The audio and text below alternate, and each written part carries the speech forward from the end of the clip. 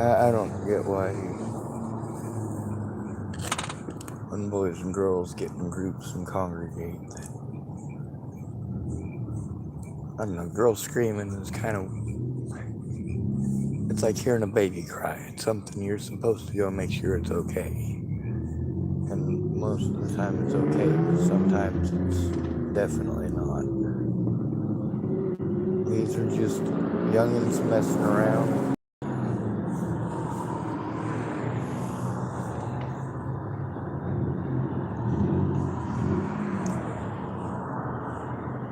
Yeah, it just seems to be youngins. I wouldn't be surprised to find that all those vehicles down there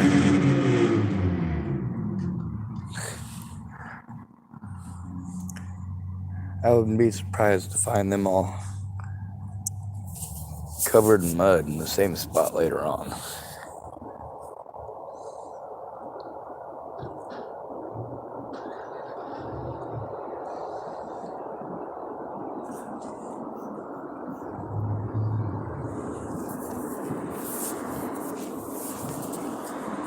Anyway, it doesn't hear like there's any kind of scuffle.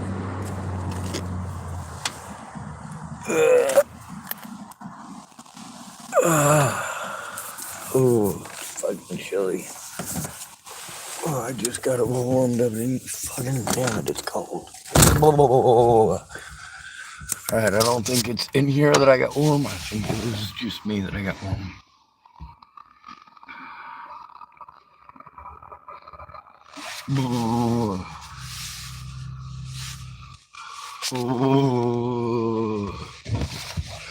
Right.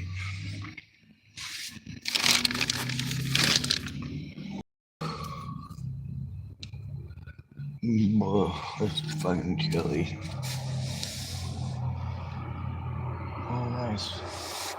My other external battery is up to 3% battery. I'm trying to conserve gas. Oh. Brr.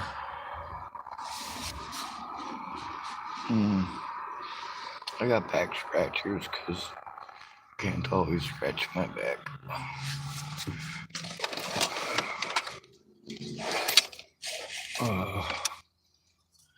Pretty cool, huh? Oh, there we go. That's the spot. Ow. Maybe if I do it this way. I got more mobility in my left shoulder, which sucks because I'm right-handed. My right wrist is pretty screwed up.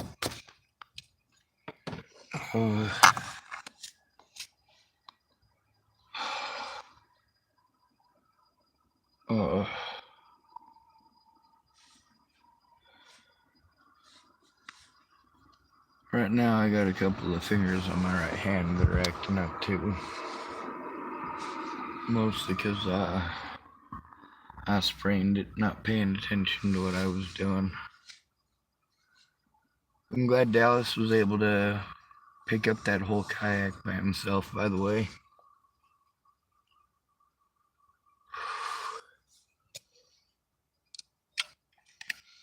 It kind of sucks because now my hand cramps up real easy. I have been working on my dexterity a lot, but right now, obviously, that's not something I'm able to do. I want to be able to at least try to draw pictures some point in the future. Who knows? I'm pretty sure it's never going to be possible without hurting, but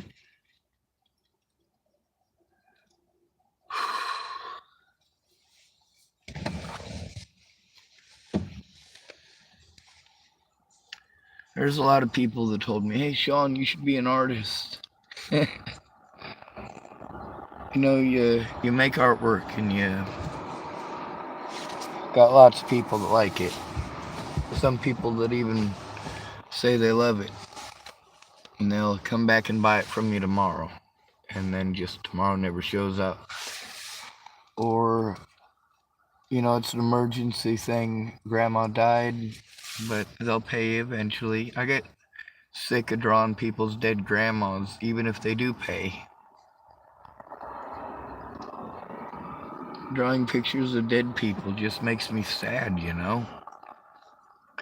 And then I sit there for 40 hours and I'm getting familiar with the face of this person who's not with us. Sometimes it's a picture of somebody that I'm going, man, you know, I remember that lady. I didn't know that she was related to somebody that I was friends with, or rather, I wanted to believe I was friends with them because whenever somebody wanted artwork, they were nice to me magically out of somewheres. The rest of the time, they pretty well ignored me, or they asked me about the weird stuff that I did. They was just real interested in the weird stuff I did.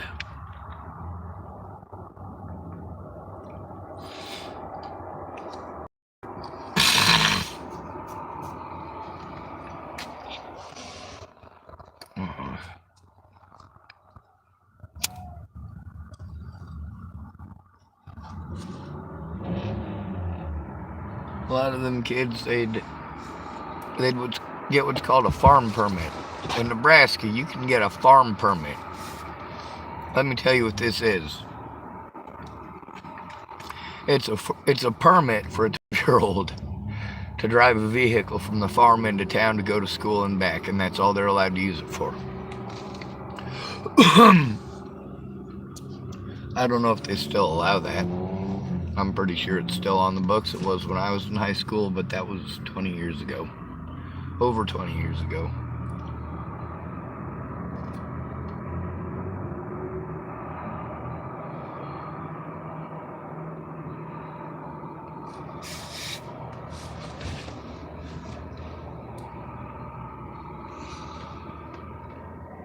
It does always bug me when I hear a girl scream, even if it's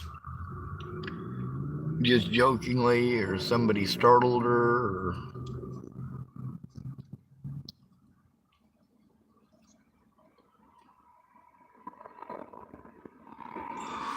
always creeps me out too. I don't want that shit happening in my parking lot. I get that it's not my parking lot, it's not my property, it's somebody else's. But I don't want people getting hurt around me. That's why it scares me so much to be around people that are on drugs and alcohol.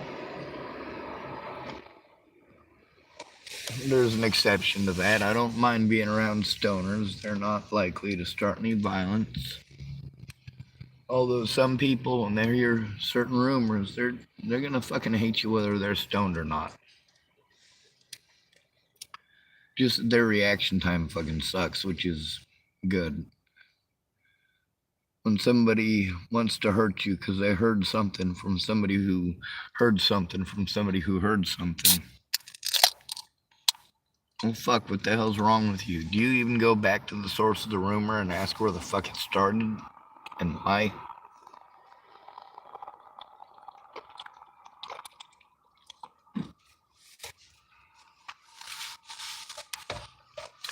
Let me explain to you how this all got started.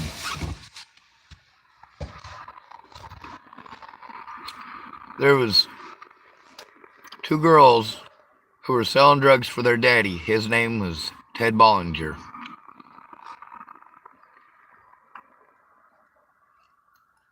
I'd seen these people before, just like hundreds and hundreds of other people in Boulder, Colorado that frequented places.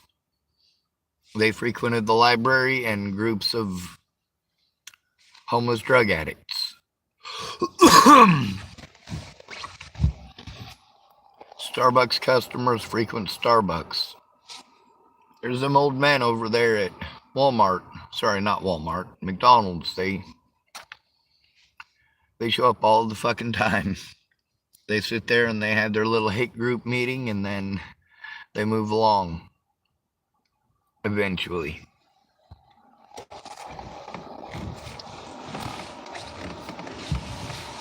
And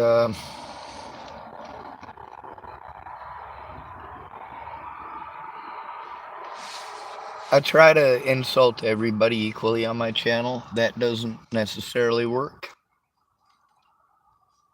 I try to, when I've got a lot of women who are telling me everything is men's fault, no matter what, everything is men's fault. Once in a while, I'll pretend everything's their fault with the same words. Like, yeah, I know how to do that back. It doesn't make it right. Do you like it back? No, you don't. And that's the point. That is always the point. How is it okay for you to do it to me? You don't fucking like it if I do it back, then why do it to me?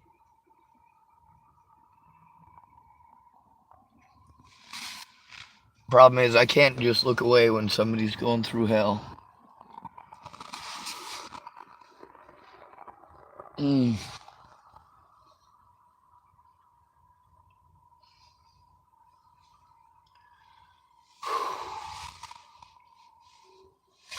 Like, as someone who's been through extremely adverse conditions, and even as easily verifiable as they are, people don't look. They just go, oh, dude, you're making it up.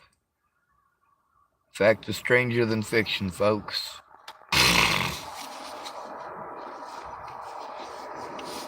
If you look up Lincoln High School in Tacoma, Washington, and read about the demographics of that school,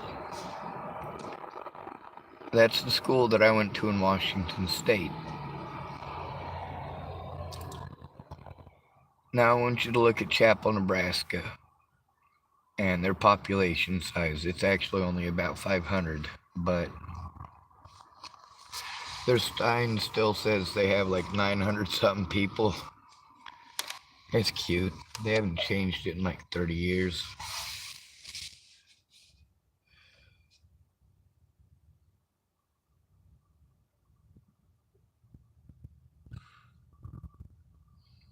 I'm gonna sneeze.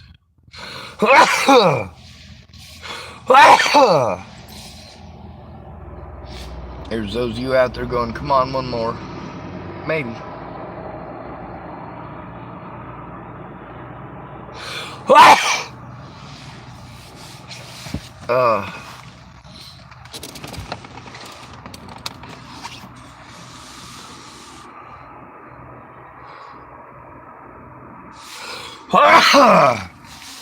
You notice I look at cultures, I look at what they made, and I talk about all the wonderful things they made.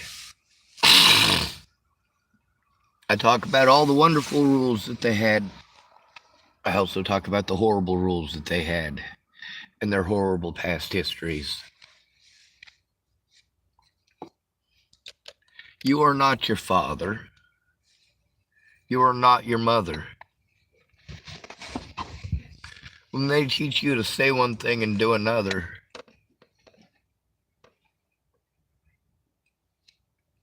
you don't make any sense to those of us who have Asperger's, especially. On the one hand, we understand why you do what you do. On the other hand, we can't get embarrassed. And maybe that doesn't apply to every person with Asperger's, but it just, I don't.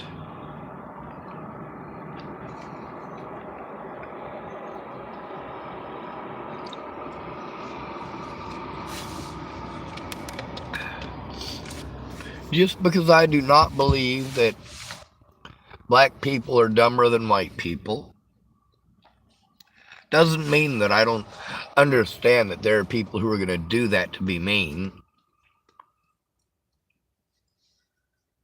I've heard all sorts of racist assholes try to tell black people that their foreheads are too thick for them to have any brains, which, really, how is that going to function? Really, with no brain, you have zero body function. Obviously, that's a very blatantly untrue statement.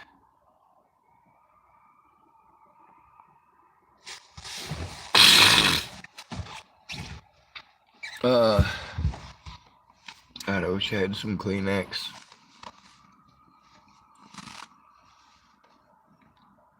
We get a lot of crazy shit that we get shoved at us.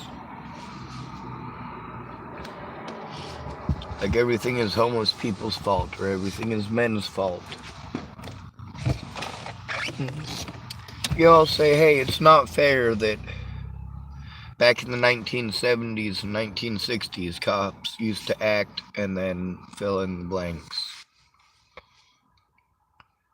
And then you hear some of the speeches that you hear from some of the sheriffs themselves in a lot of different districts. And you get to hear from local police departments in a lot of major crime districts. Major crime districts, they called them. With police officers and literally sheriffs saying, no, I've never been down to the black neighborhood. I don't go where criminals are. Or I don't like to go where criminals are. And here's the thing. Spokane Sheriff said the same thing about Camp Hope. Yeah, there's a lot of addicts there. You dump them off on us, and we're expected to take care of these fucking addicts. And if we don't, they go run around on a fucking crime spree to pay for their fucking whatever. If we don't help them to get resources, because they got this one-track mind, right? There's their junk right fucking there.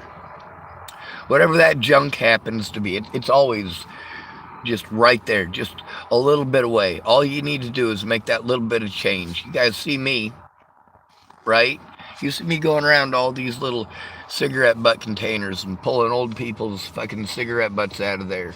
Man, one of them folks might have had hepatitis C from 1987. You know, I could get any number of things off of that. I tear the butt off of it and I roll it into an actual cigarette, unless I know the people it likely came from, but that's no guarantee.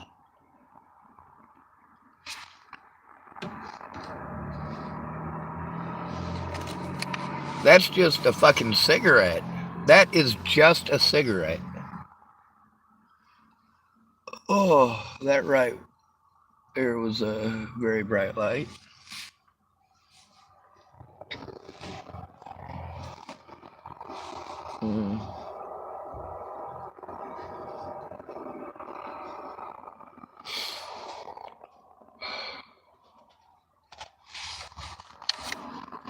With somebody who's addicted to methamphetamines or heroin, they're even worse. And I was lucky, and this is a horrible thing to say too. You're gonna hopefully understand why this is a horrible thing to say. But I got lucky enough as a child to see what drug addiction does to people.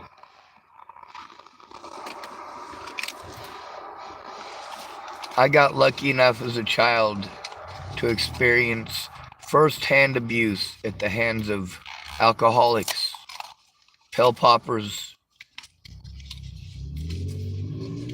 That's one of the things that many people have acknowledged over the years, is that men are more likely, used to be more likely to reach for street drugs because that was more accessible to men and more socially acceptable.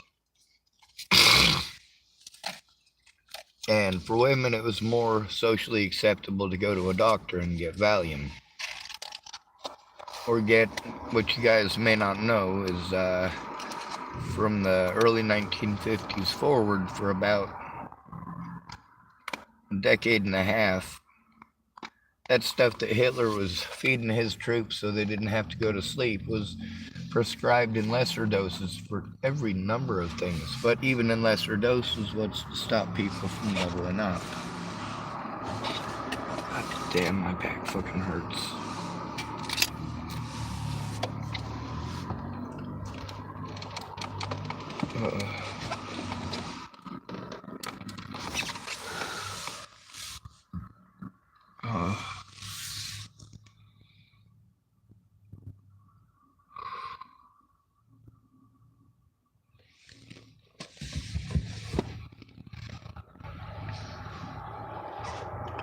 You notice how getting blinded by a car driving by or a vehicle revving up grabs my attention. I'm always on edge.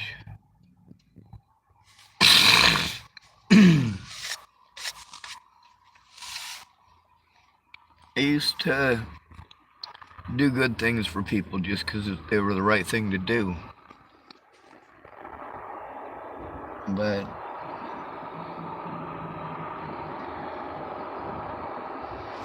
people seem to believe that's a bad thing to be.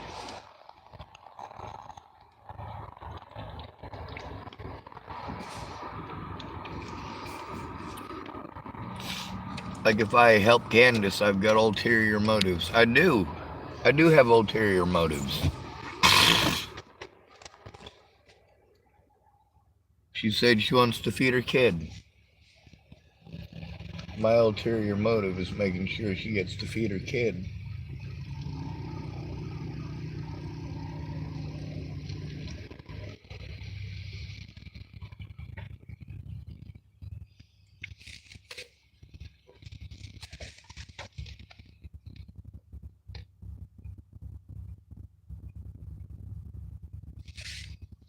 Oh, that's somebody driving weird. They stopped on one side of my car like they were gonna park, and then they literally pulled up right in front of my vehicle. Maybe it's somebody learning how to drive. I don't know, I guess there's a lot of people that do learn how to drive in a parking lot.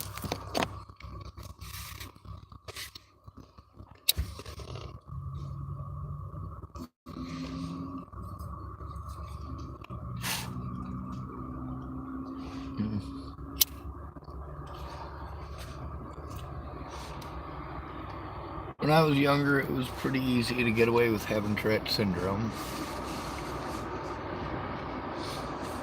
The whole meth epidemic, yeah, there weren't a whole bunch of kids running around doing meth back then. They'd give you Ritalin, and if Ritalin made you hyper, then they took you off of it right away. If it made you tired, then it meant you had ADHD.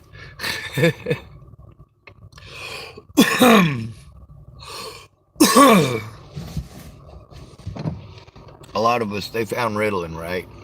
And we're really smart kids, and we're also real mouthy, a lot of us. Smart kids tend to be either really quiet or really mouthy.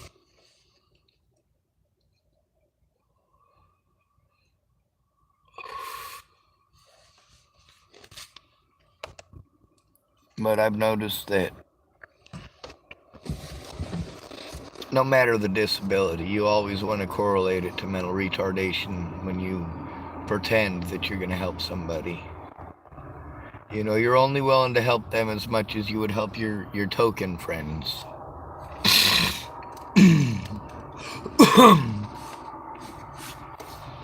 Now that hot guy that you got a crush on since high school, if you got friends that never done you wrong, but they're not interested in you in that way, that should be alright.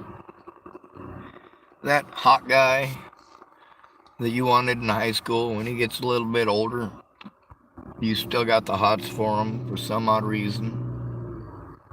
He ain't never been nothing but mean to you or ignored you outright. And now he's getting older and desperate.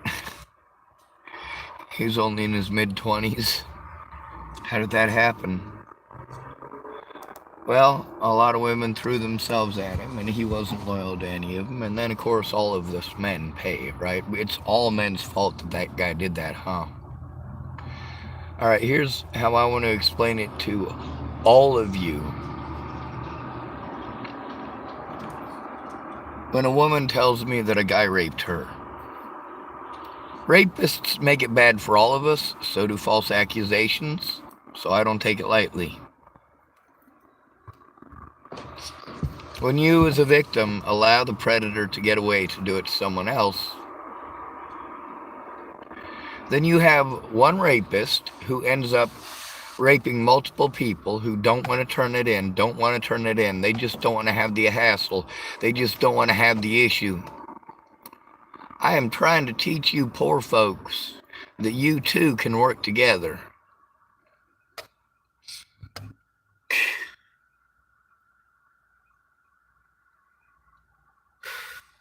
We got to find a way to stop this. You know, when my predators do horrible shit to me or threaten to do horrible shit to me, I take note. When I try to turn that in and I'm treated like, well, you know how I get treated when I try to turn it in, talked over. I'm not important. Dudes should be able to fix this themselves by snapping their fingers and all that. We're expected to add on 10,000 different acronyms and synonyms and new titles. Don't label me. How dare you put labels and titles on me? This is the title I want to be called. Wait, hold on a second. Wait. Did you say you don't want to be tied up by titles or bound by titles or judged by titles? And then many of those people who say that, they do the same thing.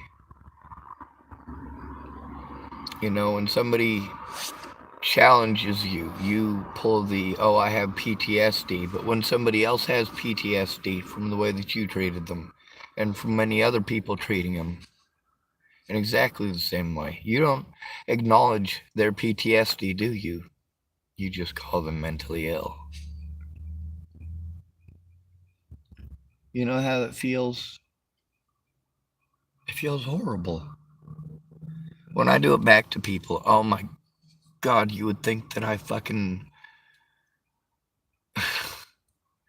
I can't even say anything after that because anything that I put there, someone's going to pretend is a threat to do so.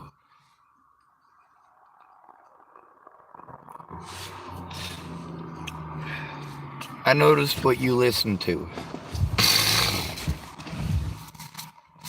I noticed that if a guy is not interested in you sexually, that a lot of times you move on from him because, well, you want more than just a friend. But of course, we're stuck with these old traditions of you can't have friends of the opposite gender when you're in a relationship. There's the expectations there and jealousy issues that show up way too quick. For me, I kind of got lucky and having experiences with sex and being stuck with people who had, you have group with these people. When you're in the system as a kid, or even when you're in the foster homes, you have groups with other kids who have been through some pretty horrendous shit, and they talk about it. And then, of course, there's also the worksheets for your groups. What's the signs that one of your friends is being inappropriately touched? What are you supposed to do if your friend comes to you and says they're inappropriately touched? Your friend is coming to you because they're being bullied. The same thing. It's the same protocols for you as a friend. You're supposed to go to one of your parents and hopefully they do the right thing and turn it in instead of saying, I don't want to get involved. There's also going to your guidance counselor in school or the school nurse. Those are both very important. I do get scared because I've known for a long time that when you tell a school nurse, a lot of times they just start feeling uncomfortable. They start showing body signs that they're uncomfortable. Alright, when a boy starts talking to somebody many times about being molested, the nurse is usually a female at a school. And for good reason. I'm sure you guys are well aware that everybody's paranoid that a man's more likely to hurt a child, but we've also noticed that in schools it tends to be more often women who way overstep women in positions of power. So might want to rethink that.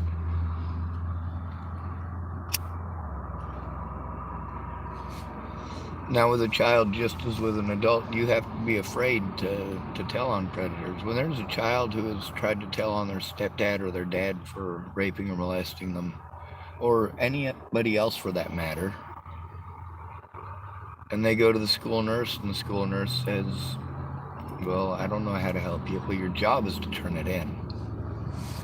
Now we've got a situation, and this is something I want to tell all of you. Whether you are a boy or a girl, if you have technology at your fingertips, you're lucky enough to have a telephone, please find a way to record when you go into a situation like that so that you can show that you did go to your guidance counselor, you did go to the school nurse.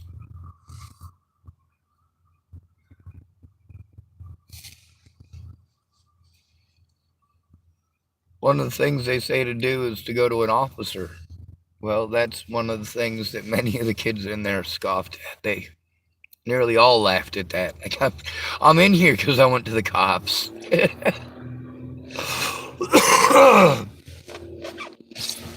I'm in here because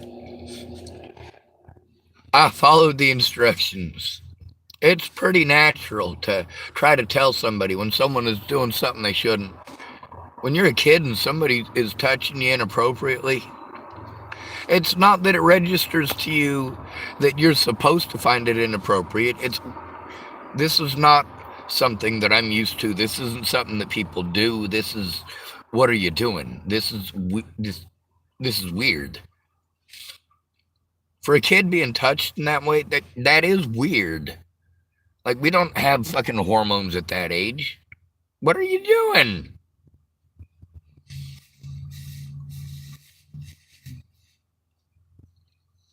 And we got all this stuff, and we get it all blocked in our heads that it's this person's fault, or that person's fault, or that group, or this group, or really it comes down to us not working together and going, hey,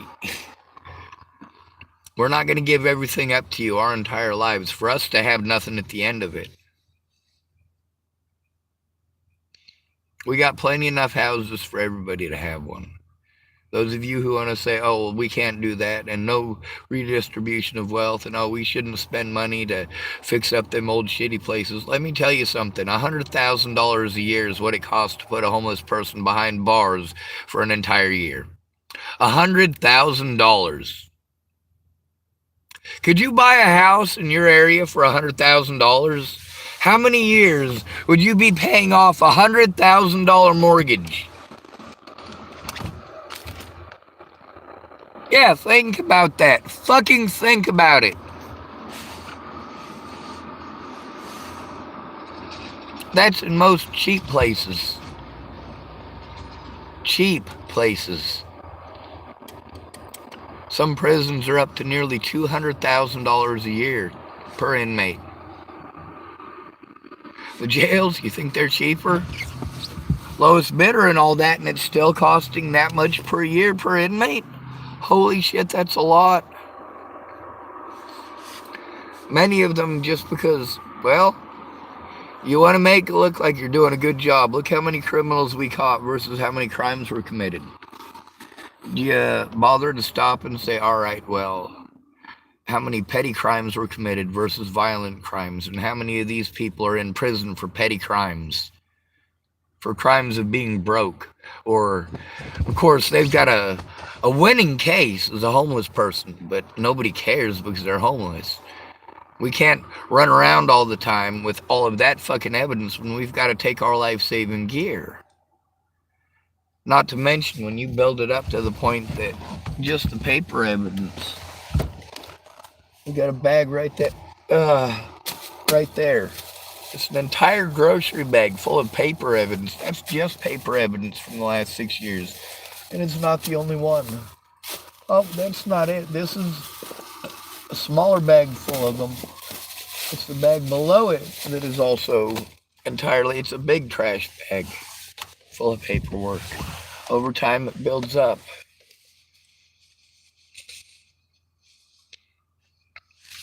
But no matter how much evidence I save, it just builds up without a friend or family member to, and I know many of you guys and gals are going to be very hateful of me for saying this, but I need the help that a girl needs. I do need the help that a child needs. My voice isn't heard. Those little boys and girls and girls that I was locked up with that were molested, it was nearly always the same. And it wasn't always the dad. Sometimes it was an older brother. Sometimes it was an older sister. Sometimes it was a younger sister or a younger brother. Sometimes it was an uncle or a grandpa. Most of the time it was dad. Or a stepdad. Stepdads are so commonly, holy shit. So,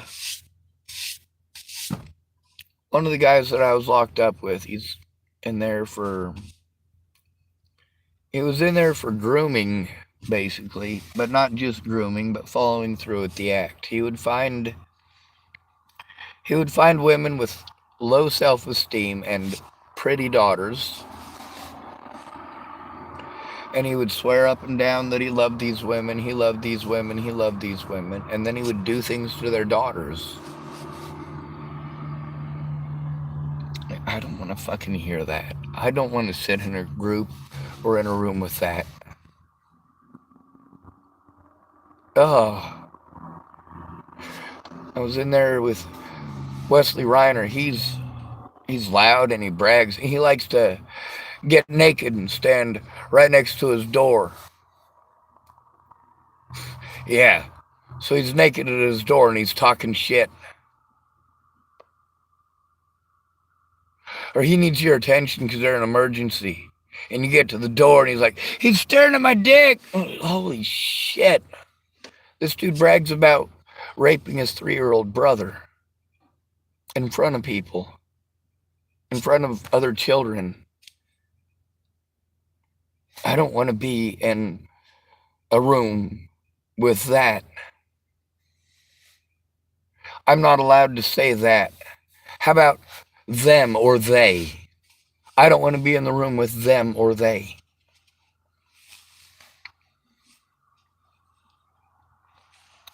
That's what I got for telling on registered Nebraska sex offender Robert Franklin Warnick. His friend Leslie Snell, who was a receptionist for Dual County Sheriff Scott Acosta. You really think this is fun?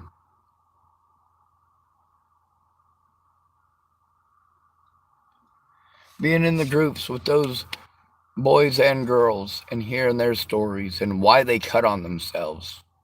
It was always, and I tried to tell my mom, or I told my sister, or I told my guidance counselor.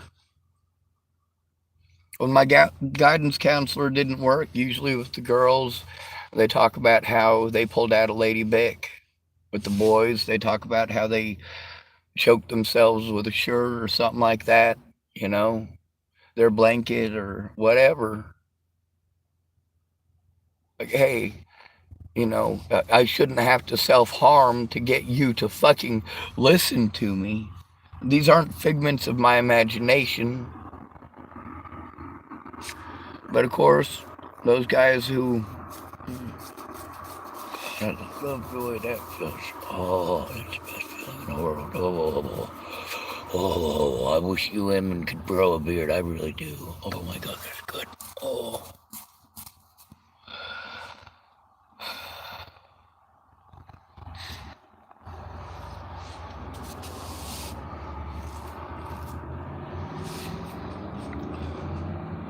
I'm scared of people, understandably.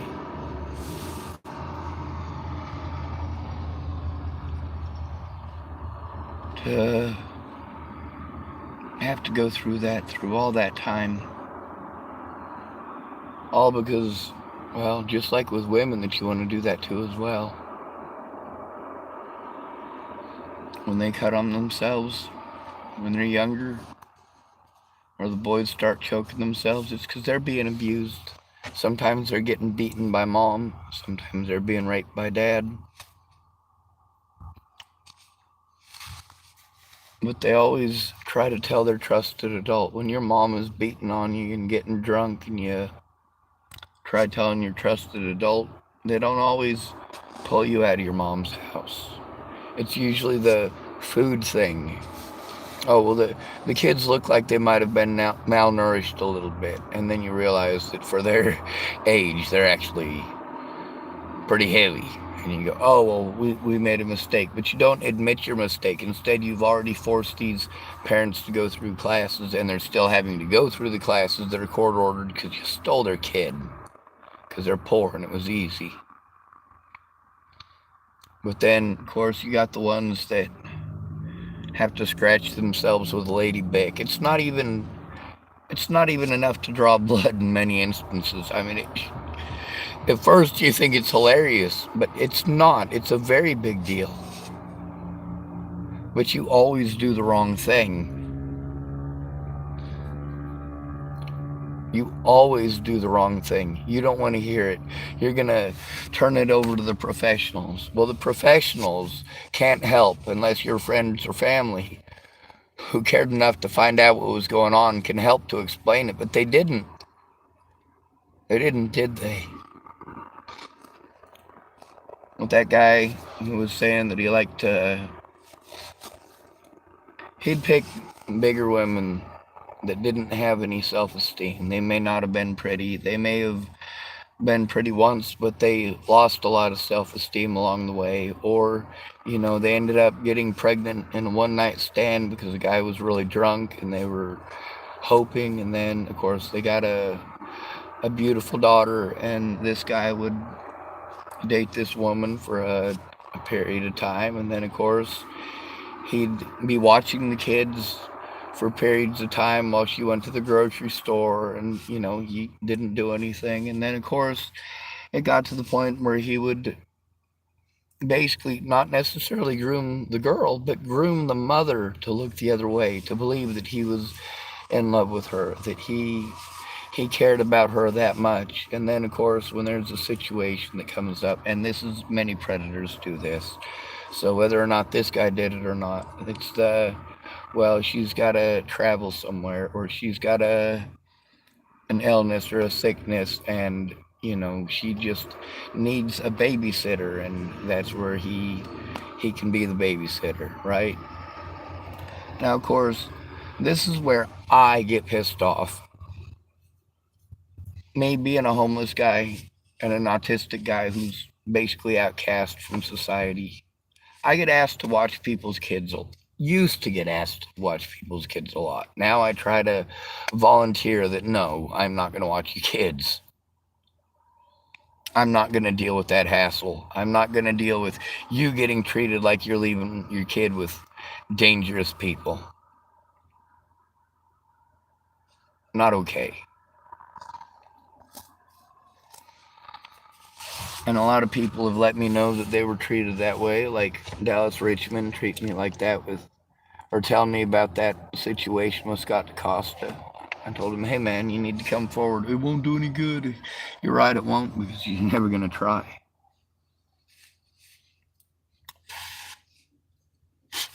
Just like Marcia Estrada was never going to try. Just like Jen Beebe was never going to try. Just like Nicole Peralta was never going to try. Just like Kara Heller was never going to try. Just like the school nurse was never going to try. She was afraid of losing her job. When you go to your school nurse after you get out of a facility that you were in because you tried telling on your dad when he raped you, and you went to your mom and she didn't care, so you had to scratch yourself. Hopefully the cops will show up and listen and you can explain it to them.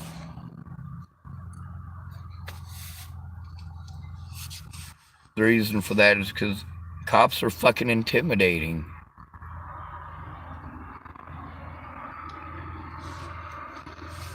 And of course, as a kid with no rights, they say their hands are tied. Oftentimes you end up with a situation where they're going to antagonize the situation, talk down to you, and try to fucking, when you're scared enough to come forward and then you've got someone talking down to you like that, it is very scary. When you've already gone to your mother and she's basically treated you like your fish food, like, no, he wouldn't really. Yeah, he would.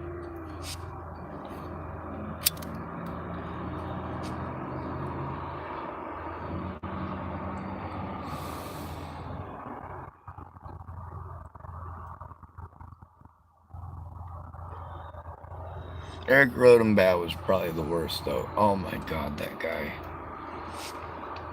Was he worse than Wesley Reiner? No. Wesley Reiner was like this little toy that the guards used. Because here's the thing, Wesley Reiner is a sick, disgusting pervert. He's also got brain damage. And I mean brain damage as in he seems sometimes like he's mentally a 5-year-old, but sometimes, well, he knows exactly how to be antagonistic, so a little more advanced than a 5-year-old.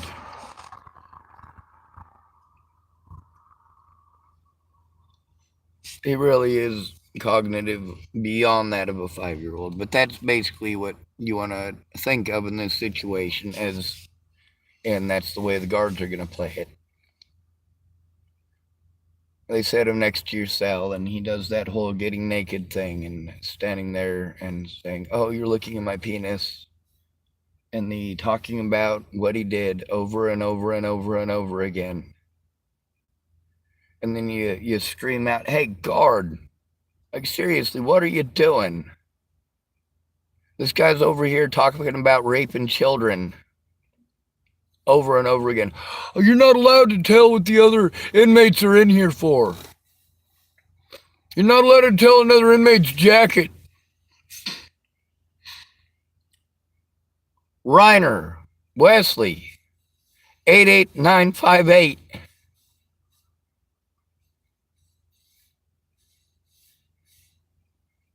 Sexual assault against a child. Reiner, Wesley, 88958. I said that over and over and over again for 3 days. 3 days. Between listening to him doing that and making sure that I tried to preserve my sanity. Reiner, Wesley, 88958.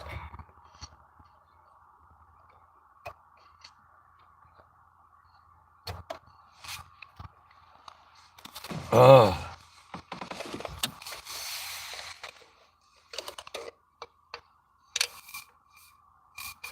And he'd go, "Sean's telling my number. Sean's telling my jacket." Dude, you're spilling the fucking beans to everybody on the goddamn pod all goddamn day long. What do you mean? You think it's a big fucking secret to anybody? Holy shit, no, it's not.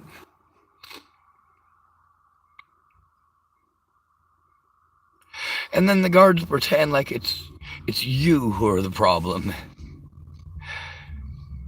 There are so many inmates in there. They end up in the mental health ward because they were transferred from another prison, and they have to make sure they clear the mental health check. And if you're sent from another prison because you told on a guard, and the guards beat you up, yeah, they send you straight to the mental health ward, and they set Wesley Reiner next to you. How dare you tell on a police officer?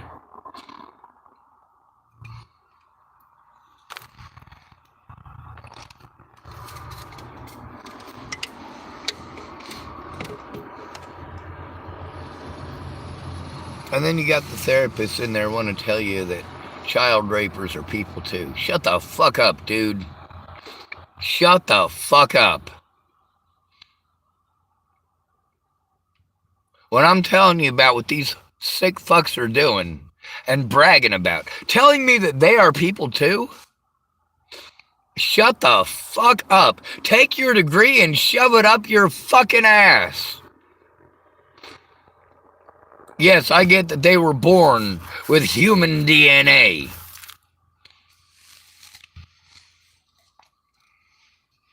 I get that.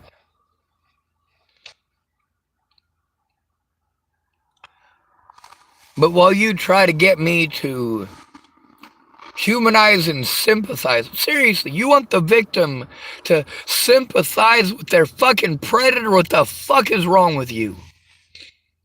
And then you tell us to use our coping exercises. Oh, yeah. Beautiful. You take away everything that a autistic person uses to stim. You separate him from all of his friends and family, his ability to talk to anybody who can do anything about any of this. You deny him all of his rights by calling him mentally ill, and then what do? After you've literally downplayed every crime committed against him in that entire time, then you go, oh, well, we're sorry, we made a mistake.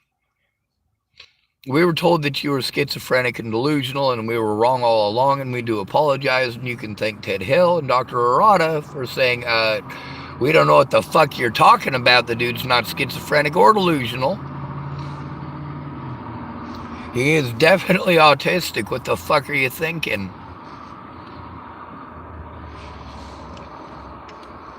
Of course, I'm sure it didn't quite go down like that, but yeah, when they transferred me from C2, things changed a bit. The same guards run the other one, though. They're two attached pods. On the bright side, on the new pod, I didn't have to listen to Wesley Reiner 88958. I didn't have to listen to Eric Rodenbaugh screaming through the vent that he's gonna rape my sister and he's gonna chop people up and all sorts of wearing people's heads as a fucking hat. Anything he can do to try to rile you up. The guards go by his cell because this guy's got major problems. The guards go by his cell and rile him up and then walk away while the rest of us listen to that shit. And then there's Ajamu Ojori. This guy is, all right, this is going to sound terrible. The guy is highly intelligent and he acts crazy. Like I do. When it's the last ditch effort to get fucking heard. Here's one of the things that they do to him. Now, he's been there long enough. They've pulled every dirty trick on him and it gets advanced now. They'll come by his cell and they'll say, oh, you don't want breakfast? And then leave. They haven't actually offered him breakfast. They just volunteer that he doesn't want it. He's not the only person they do that to. If they don't like you and they want to razz you and they want to mess with you, yeah, that's what they'll do. They take away anything that you have if you tell on them. If you tell on a guard for treating you like shit, for denying you your rights, for coming up to your cell and making fun of you and trying to bully you, they come back and they read that shit to you. Like, holy shit. I turned in Officer Campbell there. I don't know why I'm supposed to call him officer. He's not an officer.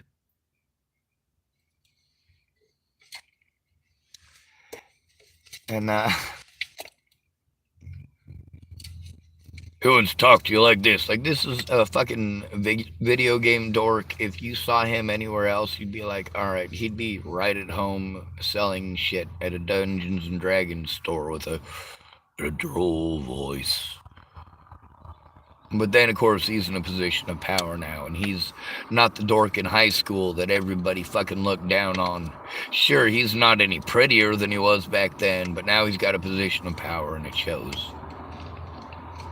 And they're not supposed to be allowed to read that. It's supposed to go, well, discreetly to where it needs to go at the other end. But it doesn't. Campbell comes back to your cell and reads back to you what you just said to him. You got to go to cool guards like Pribble and Blackwell, and that's it. That is it. And you got Ajamu Ojori. You can always tell when he's gonna be loud all fucking day because they fuck with his breakfast. They fuck with his breakfast. And then he's loud all day long. Yep.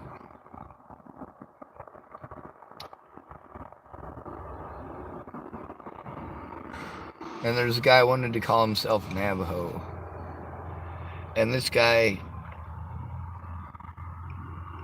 you know, he'd do the whole screaming about how he's going to do that to your sister when he gets out, too. He's going to find your family and he's going to this and that and the other because he was flipping out. And here's the thing, the two times that, or the times that Ajamu Ojo Ri or Navajo freaked the fuck out, and I probably have Navajo's real name written down in my paperwork too. God, it was just a fucked up screaming all the fucking time. Guards finding the ones that are easy to rile up and riling them up and laughing about it all fucking day. No.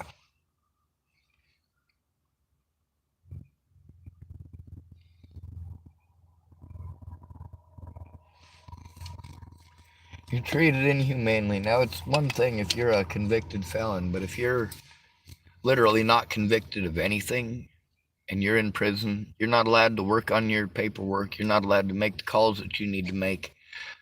You're not even allowed to call your public pretender until you've been there almost 40 days. They're supposed to let you call them immediately. But because of their clerical errors, oh God, they made a lot of clerical errors. And every time they made a clerical error, it was in their favor somehow.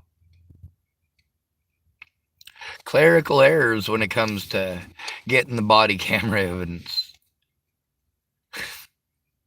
Clerical error when it comes to getting a hold of my public pretender. Clerical error when it comes to informing the Dual County courts that I'm in prison and prevented from going to court. This ain't the first time they did that. Or they pressed criminal charges to prevent me from going to civil court. Of course, they only got the civil court dates because I pressed and pressed and pressed for help stopping abuse, and nobody cared, and it just continued. Even if I didn't break the law, and I made sure that even though I may tiptoe on the line, I make sure I follow the law, unless lives are at stake. How badly I am willing to break the law depends on how prevalent and how fucking right now a situation it is. If a woman calls me and says, hey, my husband just got really fucked up, he tried to rape me, I've got my clothes torn half off and I'm holding them together, it's such and such. I mean, what are you supposed to do in that situation? If you send the cops out there, then she's going to be alone with the cops and afraid. And she's going to be hopefully far less afraid than a man would be in that situation.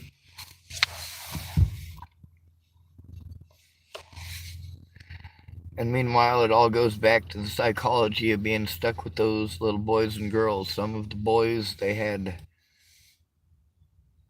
some of them burned themselves in front of their parents. Burned themselves.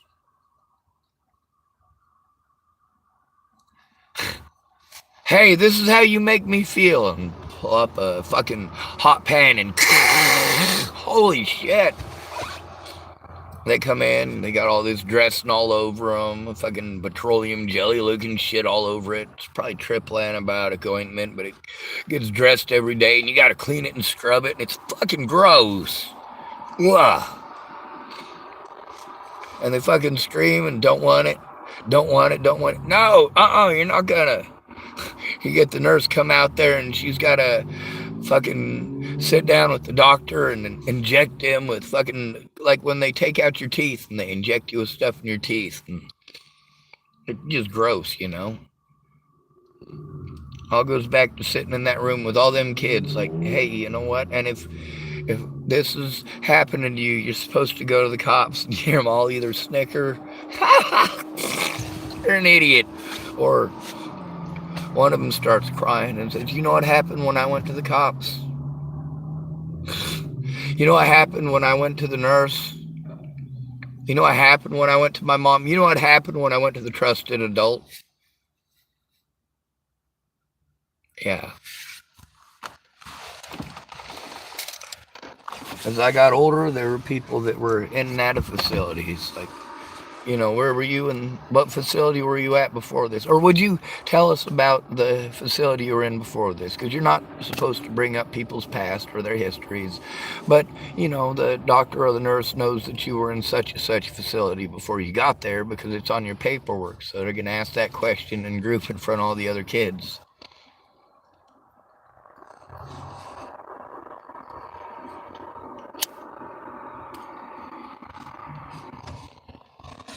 A lot of times when they have the kids group for the sex offenders group, a lot of us are in there because our families or friends were disgusting perverts that couldn't keep their hands off of us. I was lucky enough to not have a family like that.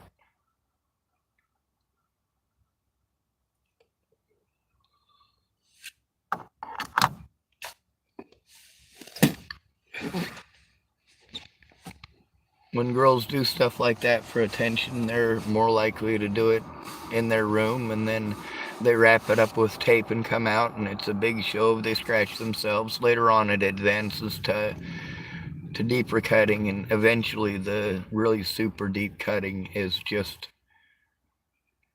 pure sadness. There's nothing else in the world. Nobody is ever gonna. Anna Hunka cut herself that way. That's how advanced it was in her life. Natalie did the same, and I can't get that out of my head. When I see a girl with those cuts, I think about those groups. The dozens and dozens of people went through there. And it's always the same. They'll let you leave as soon as you admit that your dad didn't really touch you there. Oh, now, Sarah, that's not the truth. Are you going to tell a child who is cutting on themselves because nobody would listen? People treated them like they were liars or like they made it up. And here you are in one of those groups. Are you sure? Because the paperwork says you're in here. Because I don't give a fuck what the paperwork says. What does the paperwork say for that 14-year-old girl at the Safeway parking lot here in Tillamook, Oregon, who was assaulted by that sheriff's deputy? Her and her friends were trying to explain to that sheriff's deputy and to the police officer that showed up that she was being abused by her stepdad. And then there's the mom who's obese.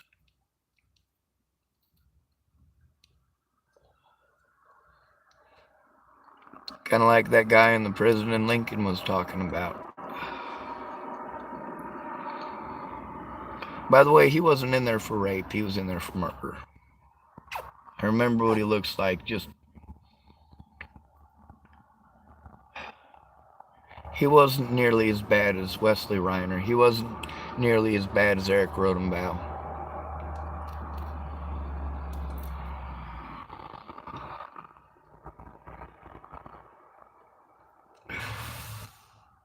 Ajamu Ojo Ree, he said, he wanted to make fun of me. He's like, if you're going to play crazy, then fucking, you got to be crazy. You got to play crazy all the time. You ain't really crazy.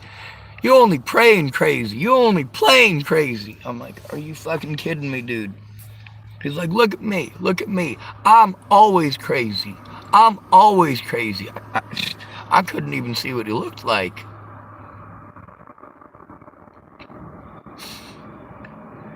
He said, if you want him to think you're crazy and give you out of here on a fucking crazy, that's what he called it, a crazy. What you gotta do is you gotta play with your shit. You gotta flood the toilets. You ain't never gonna get them, what was he calling them?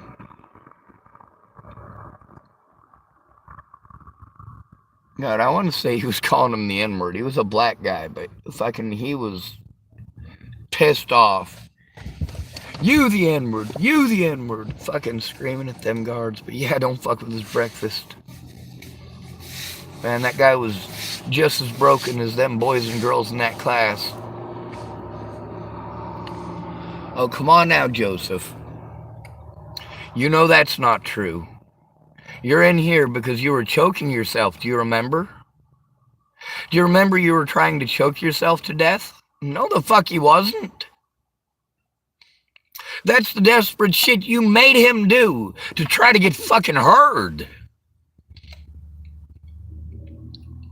Oh, come on now, Sarah. You know that's not true. You were brought in here because you were suicidal, do you remember? They try to treat you like you're crazy when you say, hey, my dad fucking touched me wrong. And those cuts aren't always from being molested by dad either. Sometimes you've got that single mom who just feels sorry for herself and is drinking herself to fucking death and beating on her kids. And the girl gets tired of it, or the boy gets tired of it, and there you go. All of those deep cuts, it didn't start off as deep cutters. It started off as shallow scratchers, and it just advanced from there. You didn't take it serious when I scratched, so we'll go a little deeper. You didn't take it seriously that time, a little deeper. You know what? Eventually they stop doing it in public places to try to get your attention because they need help. And then you just do it because it helps to drown out the pain for a bit. They got to psych themselves up, and then they've got the release of endorphins, and there's a whole science behind it.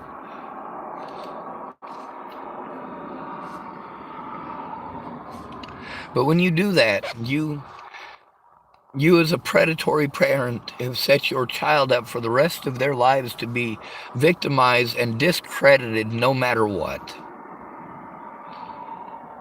What they have to look forward to is homelessness, poverty, and hopefully, maybe if they're lucky,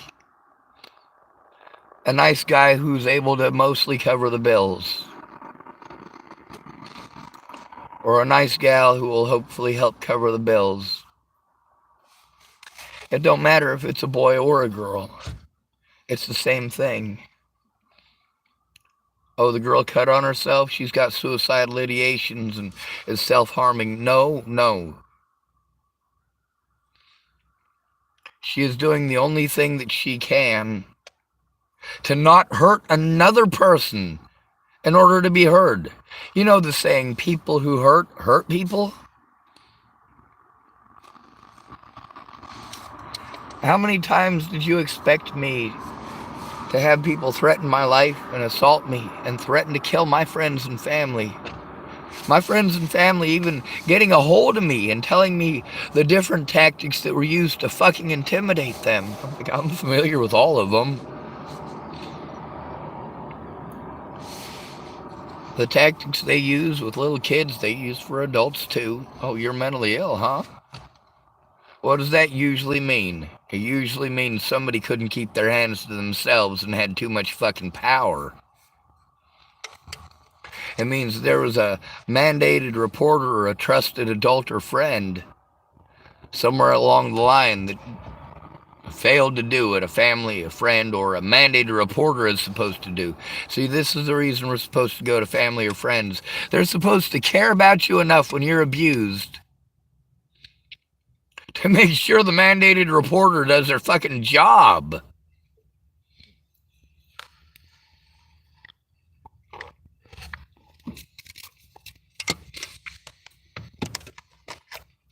But when you got this sick pervert, and now he's got your mom groomed to think that he's in love with her, they're gonna get married as soon as he's got a good job.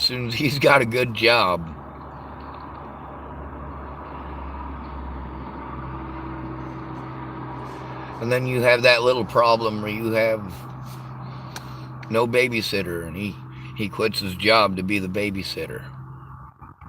Well, now he's got a lot of time alone with her.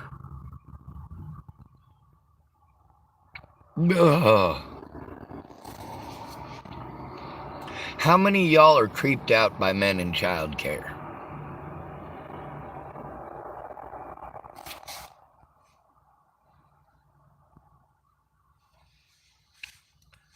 How many of y'all have been abused by men in childcare?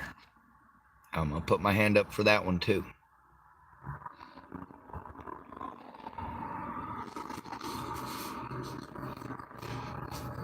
How many of y'all have been neglected by the staff or police officers or your parents or your siblings or even your best friend when you went to them when you were abused? A lot of the girls that came to my channel, the reason that they came to my channel is because I'm right about the cutting. I'm right about who it is most of the time. Also, there are the situations where you're infatuated with someone and you can't have them. It drives you nuts. I know one girl that I was locked up with. She had this thing for some singer that was famous back in the day. I want to say it was like New Kids on the Block or something like that. Like, it was way the fuck back in the day. And she was cutting on herself because she absolutely couldn't think of life without. It might have been Justin Timberlake, matter of fact. Wasn't he with one of them fucking way back in the day bands? NSYNC or some shit. No, it would have been before that, so some other heartthrob, because this would have been back in the early 90s.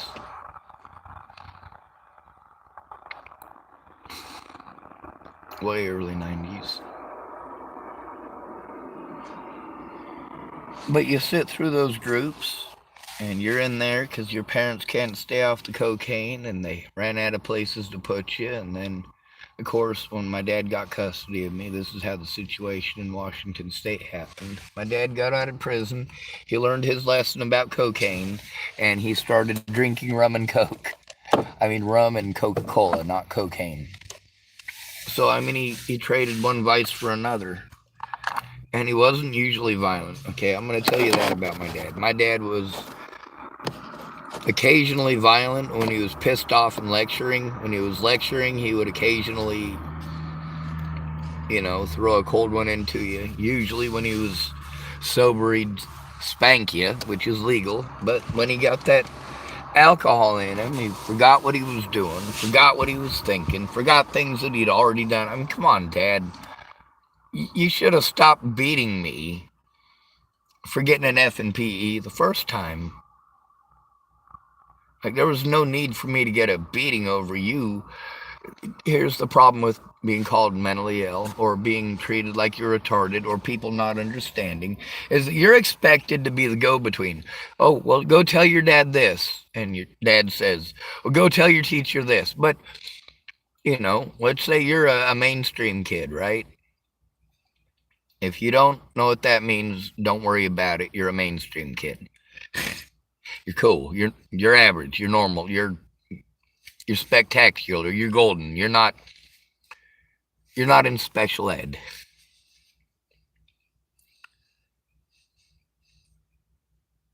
It's different for you guys. Your teacher says, all right, well, you have to have this as your uniform. And if there's a difference, you go to your parents and you say, hey, I know that the teacher that I was supposed to have said that I could go to school and suit up in just black shorts and a white t-shirt. And I did that today, but I have a different PE teacher, and he says that I have to buy the school uniform or I get a mark for the day and I have to sit on the bench. I'm not allowed to participate in PE. This is what happened to me in Washington State. Now, for you guys, when you explain that, your parent will either understand and buy the uniform. It was only like 14 or 15 bucks back in the 90s. That was, I guess, well, that was a pretty decent amount of money, actually, now that I think about it. Back then, you could get a king-size candy bar for like almost $1. It was like 89 cents for a large one and 50 cents for a small one. Right? Anyway.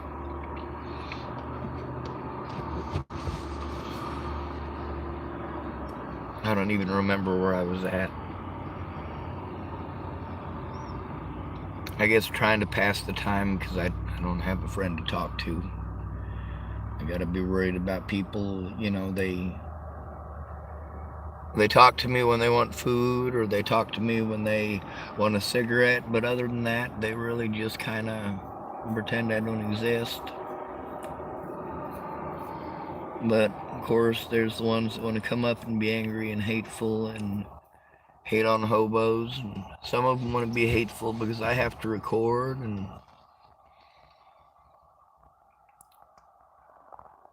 the PTSD thing comes from growing up in those situations. A lot of the stuff that I have to endure today is because of people's assumptions that all men are the kind of men that put us in those places.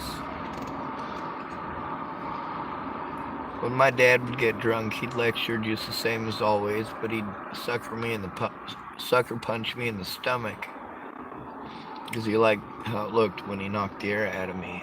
As soon as I gathered my wind, he's lecturing at me the whole time. Once I catch my wind, he'll let me get a couple of breaths. Sucker punch me again right in the gut.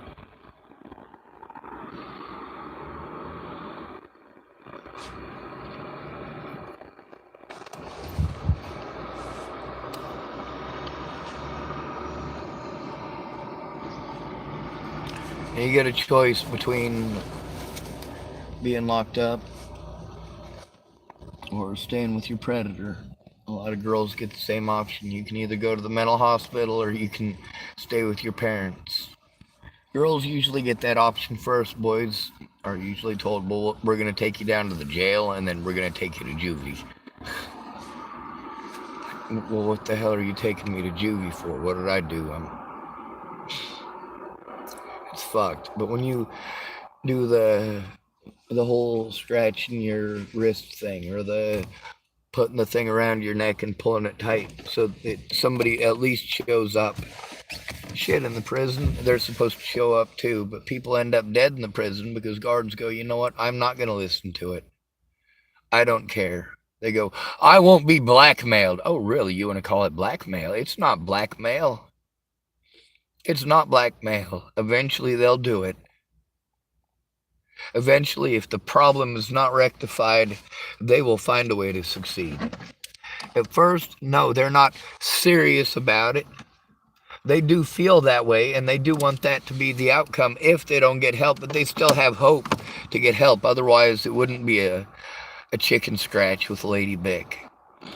It wouldn't be with the girls, they often do it in private when they cut themselves and then come out with the grand show of the aftermath. All right, you've got 40 pounds of toilet paper and 20 pounds of tape around the toilet paper around your wrist. Yes, we get the point. You're going to cover up and then you're going to wrap those up on your way to school sometimes so that it's a big show at school so people see. Because you really do need that attention. You need that attention because you're being abused. You've learned that telling people about the abuse is going to get you blown off. So you have to give an outward show of the pain that you're enduring from not being heard, that you're afraid to be heard. Someone needs to ask, and they need to do it appropriately.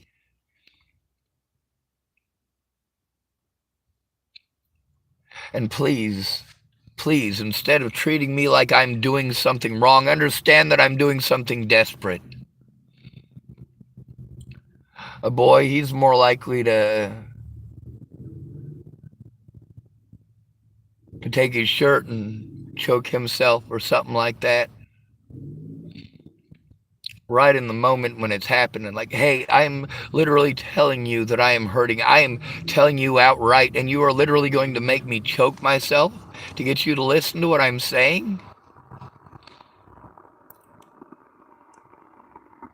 You're literally going to force me to hurt myself to get heard about the abuse that I'm having to endure? Why would you do that?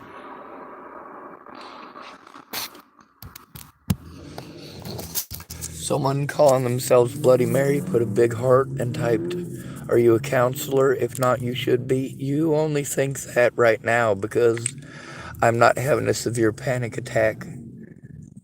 You only think that right now because nobody actually came and beat on my vehicle tonight.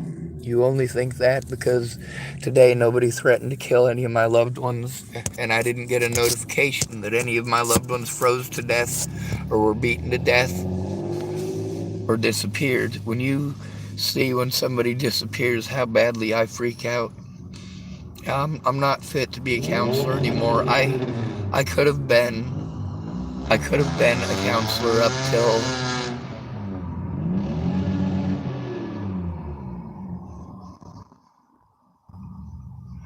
up until 2015 when I hurt my back. After I hurt my back being out on the street, not able to take care of myself or even go back to work. Couldn't even get to work. Yeah, that had a lot of effect on my ability to take care of myself because people didn't understand I needed to heal up. The cops wouldn't leave me alone, and all my friends were telling me I just needed to man up and get a job. Like, holy shit, I can barely walk a block and I got a backpack on my back with all the gear that keeps me alive. But also, before I hurt my back, that backpack also had a lot of other stuff in it, like my computer that didn't keep me alive. It just kept my brain busy, kept my mind busy. It was a good stimming device for somebody who's autistic. Anyway, let's get back to the topic at hand, I guess.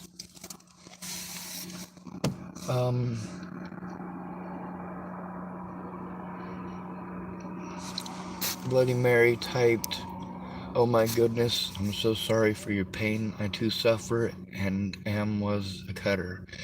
Well, Bloody Mary, I feel your pain, and that's something I'm not supposed to say to you because it is dismissive of your experience. I'm telling mine right now, but I think you should be allowed to. There is space on my channel for people to tell their stories, but there's also the fact that I tell a lot of other people's stories because they ask, or because they tell me that that's their reason why they can't help me. And as a male, I'm not heard as a victim. I'm told that it's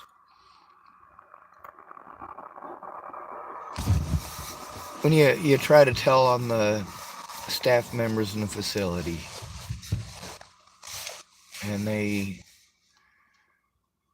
pretend like nothing ever happened. You have to wait till that staff member gets busted for doing it to a girl, is really what happens. There are some pedophiles that work in those facilities. They don't care if you're a boy or a girl. They're going to do it anyway. The first pedophile in a facility that I ever told on got away with it. He did it to a girl, but he got away with doing it to her. But he got busted about 3 months after I left the facility. So at least he got busted. Sometimes I have crippling panic attacks and I can't make a video. And also, if you are a cutter, you know about going chameleon, you know about the honeymoon period, and you know about having to normalize with your predator. You know that comes from long-term abuse. You know your predator's name more than likely.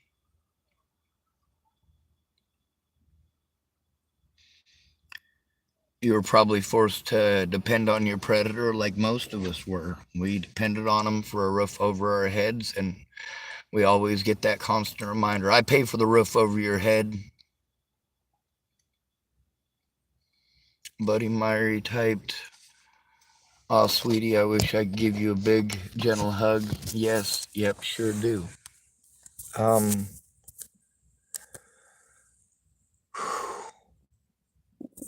One of the things as a male not being heard is that a lot of women, they're taught to come to men for help. They're taught to come to us for help. This is a long-standing tradition from traditional gender roles that is very difficult for people to understand why it is that I as a male am not heard, why it is that them coming to me as a male isn't fixing it. It doesn't fix it because we have to go in together. You have to go in with someone who believes you. And when the cops try to blow you off, they say, hey, you are not going to blow my friend off. You are not going to irk your duties. My friend was harmed, or my sister was harmed, or my brother was harmed.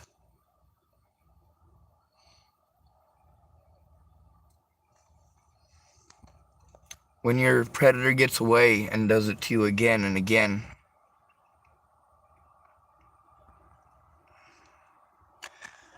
oftentimes it's physical abuse. If your predator is your mom, it's more likely that she's a physical abuser, and oftentimes an alcoholic or a pill pusher. Sorry, pill popper. This is just based on the statistics of growing up with those folks. But also, you're not just in there with the cutters. You're in there with real schizophrenics. You're in there with kids that do have very, very horrible, violent anger issues. Many of those are the ones who are physically assaulted repeatedly. The ones with the harshest anger issues tend to be the ones who are hit by their moms because it happened a lot, and when you're a kid, it's pain a lot. But not always. You know, anything that I say, don't take it with a grain of salt. Take it with an understanding of not every single predator is the same. They don't all fit the same MO.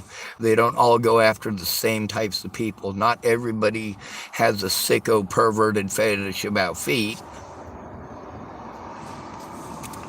Because it's just about feet, it's not a sicko perverted fetish, right? Well, if somebody is so into feet that they're willing to rape you for having a special type of feet that they're totally into, you realize getting locked up that people have some real fucking twisted fetishes.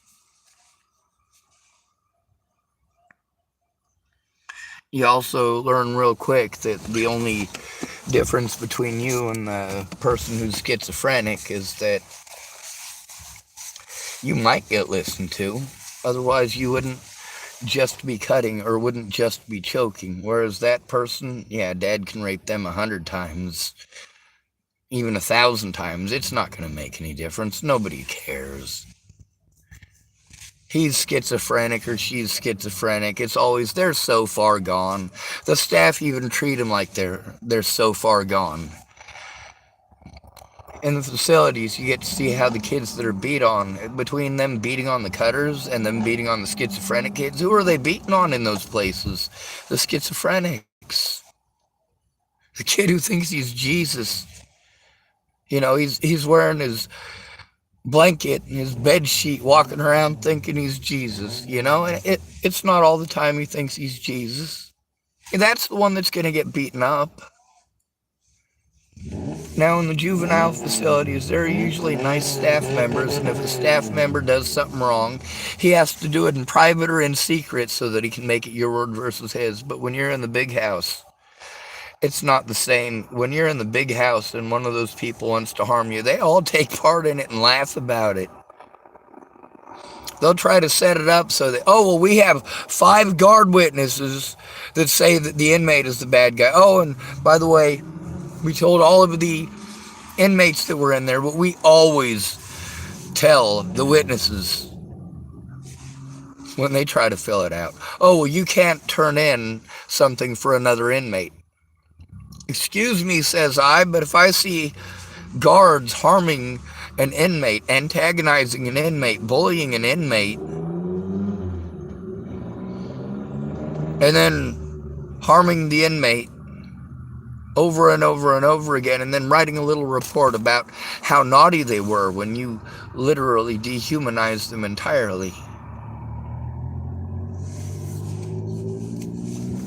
When you're locked up in an institution, you got a choice. You can either remain in that institution until you're willing to pretend like your predator isn't your predator, because they're not going to send you back if you're still spouting that. Oh, you're still delusional because you think that they raped you. You're still delusional because, yeah, so we can't let you out of here while you're delusional. And they don't say delusional. They just want you to comply with what the paperwork that they were given says. And the fact is, your predators get to decide that. Your parents, when you're abused, you're supposed to go to your friends and family first. As a child, as an adult, my paperwork even says that. When it says for preventative measures, it doesn't even address me. It addresses my friends and family. That's right. When your predators call you mentally ill and you gotta go see a doctor about it, the doctor is going to take the recommendations of the people who are involved. The people who are involved in your life, who are supposed to know you the best. When your stepdad is molesting you, and your mom has got it in her head that he's the good guy and he would never do such a thing, she's gonna back him up.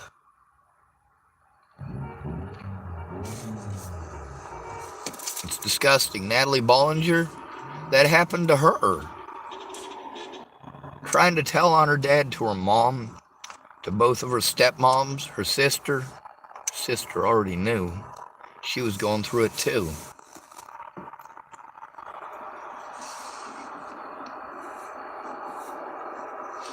And then I'm supposed to be the keeper of their sad stories. And then when I go have lives and boyfriends and children, and they get to have happy moments, and of course moments of sadness, but for me, growing up in those situations, I became a very good listener on that. And then as an adult, even when I need help, I end up just listening to other people's stories. And when I get abused, instead of people doing what I do, when Brandon Ratner let me know that his brother Sean Ratner had disappeared, the first thing I did was make a post to help find him and start trying to help find him. Same thing with Natalie Bollinger when she disappeared. Same thing all 3 times that Alicia Bollinger disappeared. Same thing I did when Sarah Rubiolo disappeared. The same thing I did when Hannah Pendergrass disappeared.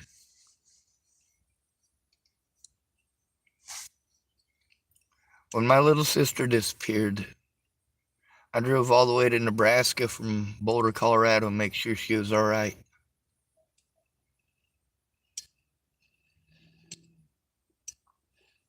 I was afraid. I was afraid she'd become a statistic, and thank goodness she hadn't.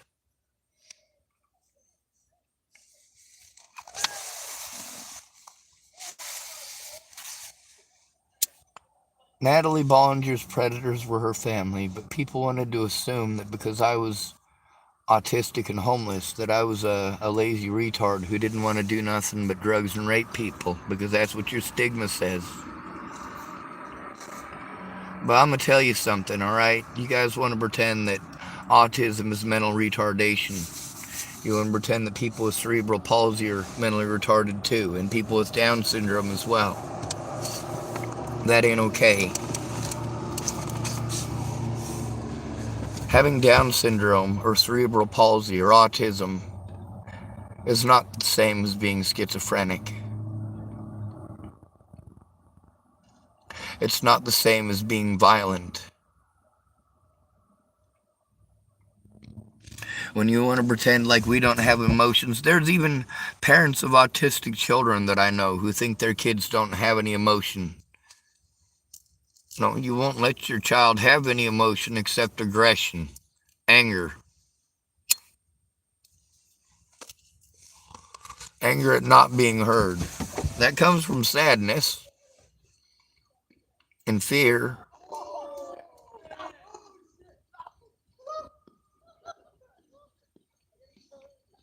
Not sure if you can hear the sounds of laughter in the background. Um, Bloody Mary typed, it must be even harder as a male. Bloody Mary typed, I was misdiagnosed as schizophrenic and come to find out I really have ADHD. Misdiagnosed all my life. I bet you were misdiagnosed when you tried telling on a predator, and I bet you they injected you with Haldol and Ativan. That is my diagnosis and my educated guess. Thorazine shuffle is no fun. You are right, Bloody Mary. My God, you are right. Absolutely. The Thorazine shuffle. I almost forgot about the Thorazine shuffle. Yes. So, if I'm right about this, and you don't have to share this, all right? You don't have to share this. But did they ever give you the injections of Haldol?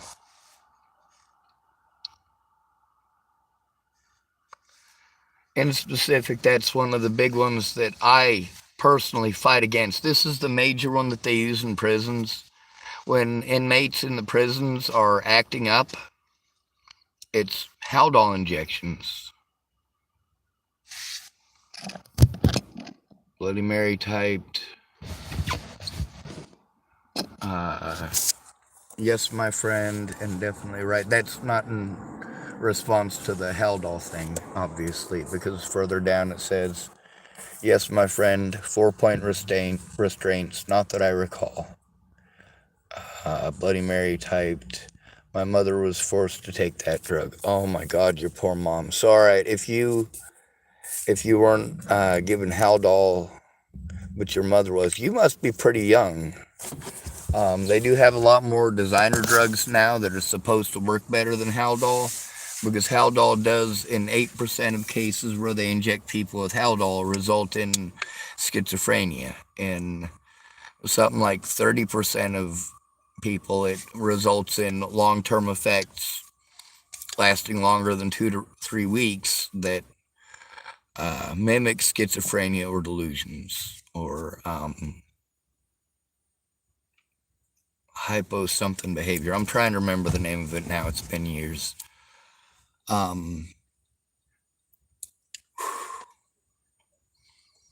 Let's see. Bloody Mary type. My mother was forced to take that drug. Yes, ma'am. Well, it's pretty common now. They give people, it's called a B52 or a 10 and 2, depending on who you are.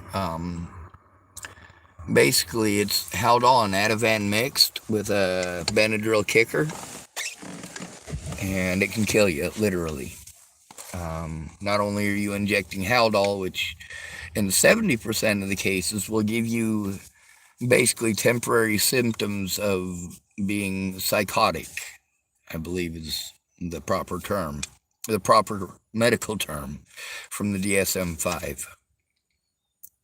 And sometimes those psychotic behaviors, when you develop those schizophrenic behaviors with those psychotic behaviors, and then you're stuck in a room by yourself talking to yourself in your echo, or you're listening to child molesters bragging about raping their 3-year-old brothers over and over again and saying if they got out they'd do it again, and you got Wesley Reiner doing that, and you got Eric Rodenbaugh in the cell above you, and he's screaming down into the vent that he's going to rape and kill your sister when he gets out.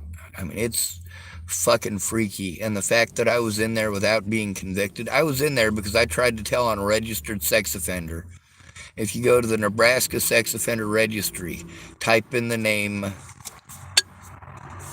Robert, R-O-B-E-R-T, Warnick, W-A-R-N-I-C-K. This is a registered sex offender who made my life hell.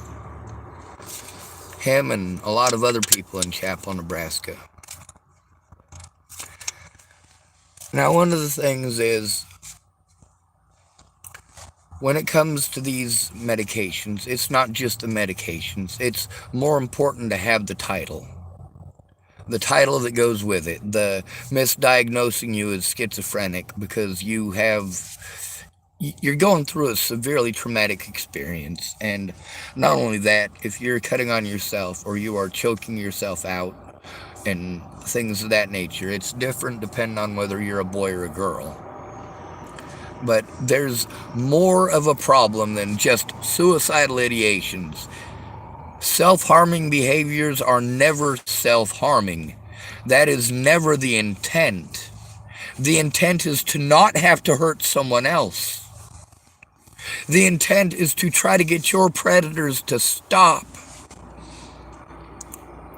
Because you know that if you were to physically harm them back, that you're going to jail. You're going to have that on your record. Now they're going to pretend like you're one of the violent crazies. When you're locked up as a youth, sometimes you're in co-ed facilities, sometimes you're not. But there's a lot of familiar and scary things in those places, like a hug or even a handshake. And this will sound wrong to you, but in the system it's like this. Even a handshake can be construed as inappropriate touching and having poor sexual boundaries. There's a no touching rule. Kind of like something that's going to weird a lot of y'all out if you just are used to going in and out of the house whenever you want and going up to your room and coming downstairs whenever you want and going to the bathroom whenever you want. No, some of these places you got to ask for permission to leave your room. Once you get to the bathroom, you got to ask permission to go into the bathroom. When you're done using the bathroom, you have to announce that you're finished before you come out of the bathroom and ask permission to come out into the hall.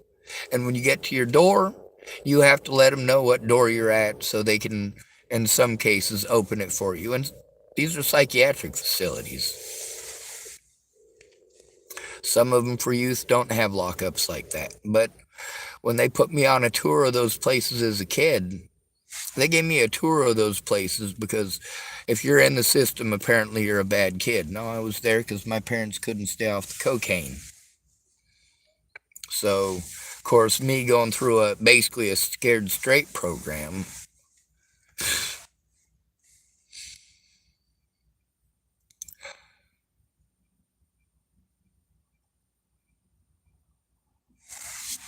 And then we got a lot of women, and those of you who are cutters, I'm sorry that you have to endure shit like you do because there are people who make false claims and false allegations. It makes it bad for all of the victims.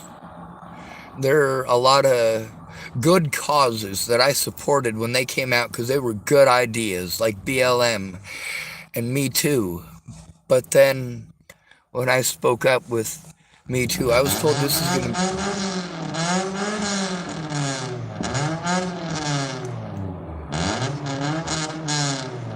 is going to be for our rights. I was told by BLM that by people that BLM was fighting for our rights, not just the rights of people of color, not just for black people, but for all of us. And then they left out the homeless, the disabled, the mentally and physically disabled, by the way. Because you want to blanket mental disabilities. If you call them mentally ill, then it makes the victim's fault. They're mentally disabled because of abuse resulting in PTSD. But you call them mentally ill and magically they're a violent schizophrenic in everybody's mind. Or they're too retarded to take care of themselves. If you put somebody who has cerebral palsy or Down syndrome or autism in a house where their parents are coke dealers, they're going to know what a teener is. All right, you live what you learn and you learn what you live. If you grow up in the system, you learn a lot of things that most kids don't fucking know, but you don't know shit about what them kids know. You don't know what it's like to work under the hood of a Chevy. You don't know what it's like to do a lot of things. You spend a lot of time locked up, and eventually you get sad enough and miss your friends enough. You're willing to say, all right, I'll go back and live with my predator so I can live with my friends. You might get the honeymoon period when you get back. You might get the guy that you told on shouting at you for literally anything, just yelling at you with complete and total disrespect, and you're to stay away from him. And then later on, he'll do it again. Um,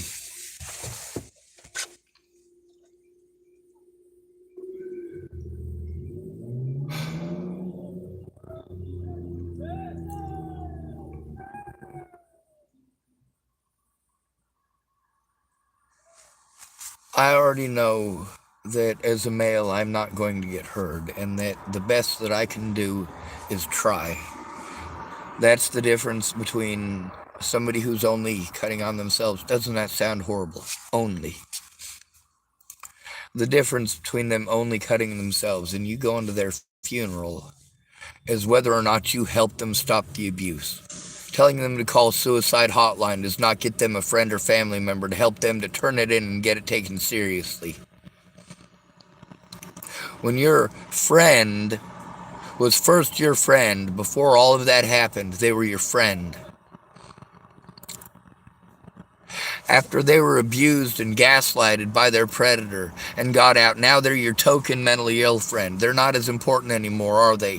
Why not? Because now they're broken?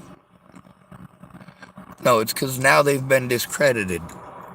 And it's a lot harder to get heard. And if they'd had a real friend or a real family member when they first came forward, they never would have had to cut on themselves. Cutting on yourself doesn't come from being molested just once. Cutting on yourself does not come from being beaten up just once. Choking yourself in front of your parents doesn't come from just one beating.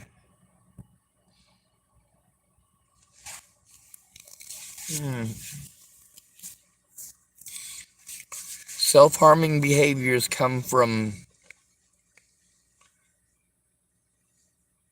running out of ways to try to get you to understand. Please, instead of telling yourself that you need that man, that he would never do a thing like that, or he promises he'll never do it again, how about stop protecting my fucking predator?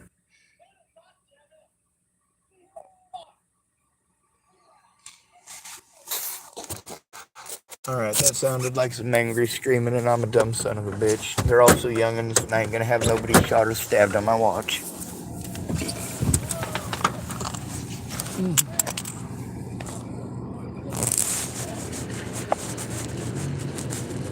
Alright, it's just... There ain't no fight or anything, it's just some youngins acting a damn fool. You guys were young once too, weren't you? Them turn around like this, it fucks with my concentration. There's a lot of us with ADHD. That's post-traumatic stress disorder.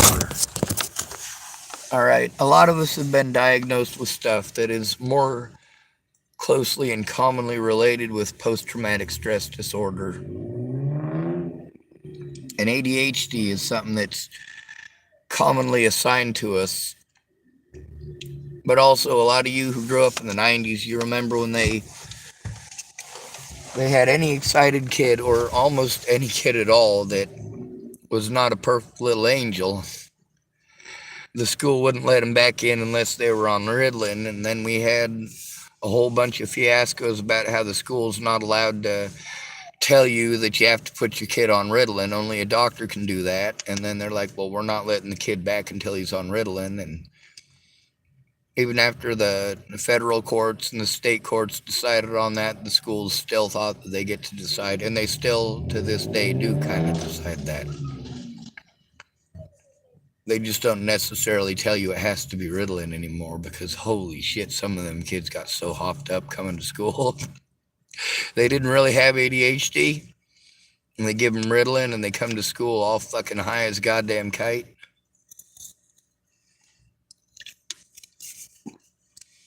If you can tell, I'm pretty fucking high strung and I talk fast anyway. Yeah, Ritalin did settle me down. It zombified me, is what it did. Now, because the mentally ill tag, you might pretend like I'm talking, it made me into a movie zombie. No, that's schizophrenia. That's completely different. It's the Ativan shuffle, or the Ativan coma, or the Thorazine. Um, oh shit, Bloody Mary. I don't know why I didn't see as much of this. It says, I know, and we both had shock treatments. I'm 60. Holy shit. All right, I know what area you went up. Holy shit, that's really bad. They did have two facilities in the United States that, as of the late 90s and early 2000s, were actually still administering shock treatments. Not the brain shock therapy, but shock bracelets, similar to shock collars on a dog. They tried to train you out of your autistic traits by shocking you. Not you, obviously. Bloody Mary typed, I was on Thorazine most of my childhood. Yes, I believe you. My poor mama suffered greatly, and I'm trying to be strong, but I honestly have no friends. It's kind of like with me. I got people that want to be my friends, sort of, like in theory, but when it comes to being an actual friend or family member, I still take abuse and get someone to call it in with me right when it happens and understand that I am telling the truth is difficult. Let's see. Bloody Mary typed, oh my goodness, my stepfather killed my heart. Wow. I was locked up in mental hospitals many times, especially as a teen. I was a good girl who was abused, and you didn't deserve it either. Right. Many years of abuse. Oh my God, be careful. And then, excellent beard. Thank you. Thank you very much. One thing that I always try to explain to people, I started this channel over a friend of mine. She was also victimized in the system, and she was a heavy cutter. Now, as you may know, you're not supposed to tell other victims' stories. Well, she was embarrassed and she was on drugs, and she let her friends do and say things that were wrong. And I didn't have the technological ability to prove to her that people were doing that, so she just didn't believe me. She gave me the mentally ill treatment too, when she had lived through it herself. When Natalie Marie Bollinger tried to frame me for her death, I don't necessarily believe that that's what she was trying to do. I believe she just wanted her pain to end.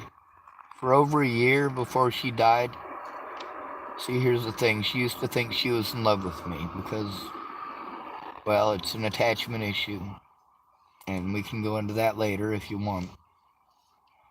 But the thing is, she did want her family to love her. She did want her family to care about her. And even though they had raped her and molested her, chose abusive men or women over her, beating each other up in front of her dad even almost beat her stepmother Shelley to death, was stomping her head off the curb. Anyway, Natalie and I were friends because we both went through adverse conditions. When she pressured me to go to Virginia, we'd already planned the trip. But because of the age difference, people wanted to pretend like I must be some sort of a pervert. She wanted to make him happy.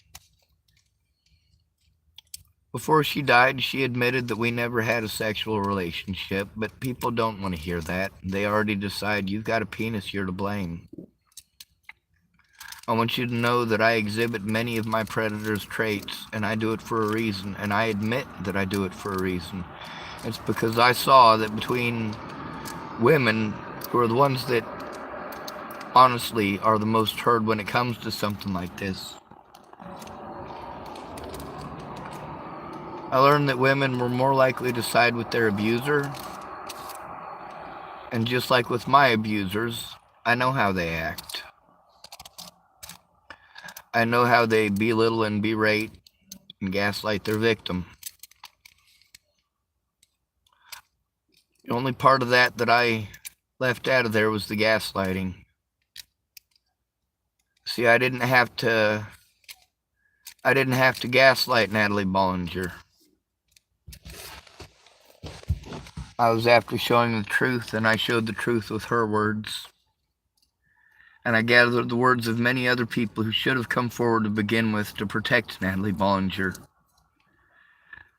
People who knew for years that she was being raped and molested, years before she ever told me.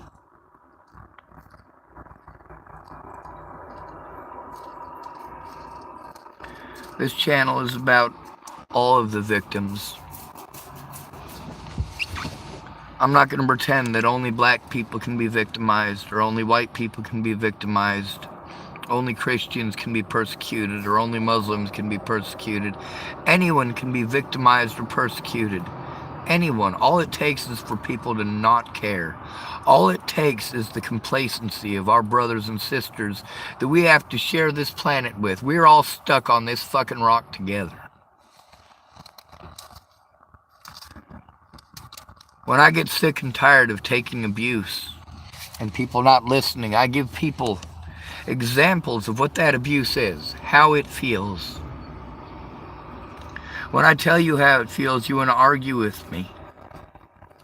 But if I give you an example, those of you who've never had to endure it, I give you an example, and you would think the end of the world was there. You'd think that I'd threatened to kill you, your entire family, your dogs, your neighbors, and fucking whatever stale farts you had in the 1980s till now. I'm very good at playing chameleon. That's what it is. It's trying to fit in, or normalizing. If you got a nervous twitch, you got to try to control that shit in public, or you got to take drugs to control it in public, because people will literally beat you to death because you accidentally winked at their girlfriend because you got Tourette's. It sucks. I hate having Tourette's. Tourette's doesn't do me any fucking favors, but the medications they give me for it are worse. Tourette's doesn't hurt anybody, but people hurt me for having it. That's different from having PTSD. And it's different from having an autism. See, when you have high-functioning autism, that is a wonderful gift. PTSD is not. PTSD is a nasty, horrible thing that comes about from years of neglect. It's not the person who raped you or beat you. It's the trusted adult who neglected you that resulted in you feeling the need to cut yourself to be heard, or to choke yourself to be heard. But then that discredits you for the rest of your life. You're mentally ill, you're mentally ill, you're mentally ill, mentally ill. And for us men, we also get the added, you have a penis, a penis, a penis, a penis. And then if we're homeless, we got that on top of it. Males are the most likely to get killed by police. 96% of those killed by police are males. 60% of those killed by police last year were homeless. The homeless population is around 600,000 last year. And the American population is about 330 million as of last year. So the homeless population being only about 600,000, and 60% of those killed by police last year were homeless, that really should let you in on the fact that I've got a 1 in 960 chance of being killed by a police officer this year.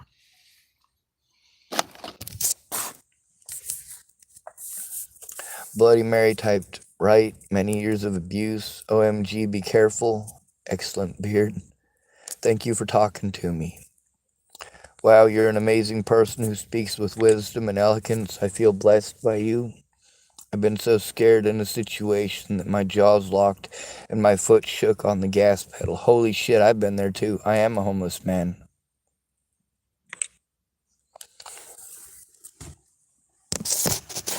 I was forced into homelessness by the death of Natalie Marie Bollinger. She got a protection order against me because I didn't have the technological ability or understanding to be able to send her a screenshot of the people who were threatening to kill me and my friends and family. She thought it was me doing the same stuff that Tim Beeson did.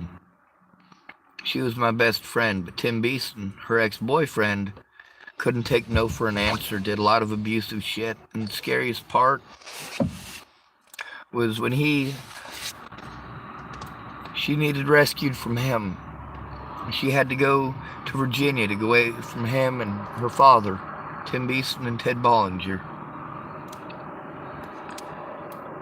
And then when she no longer had me as a friend, she went right back to those people, those men, those drugs, those experiences, because it was familiar to her. It's what she knew. It was the closest she had to love.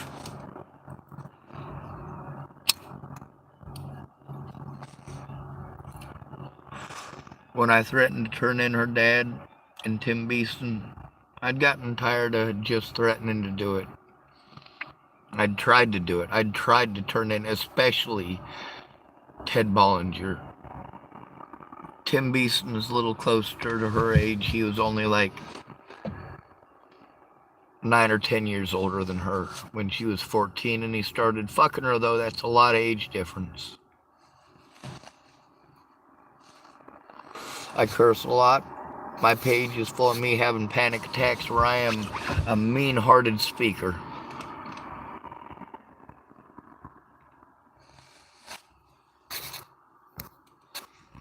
Bloody Mary type with a sad story. I'm so sorry for the loss of your friend, girlfriend, Natalie. Sorry for your heart broken. Natalie was never my girlfriend. She was my best friend, and she used to think she was in love with me, but she was 18 when we became friends, and I was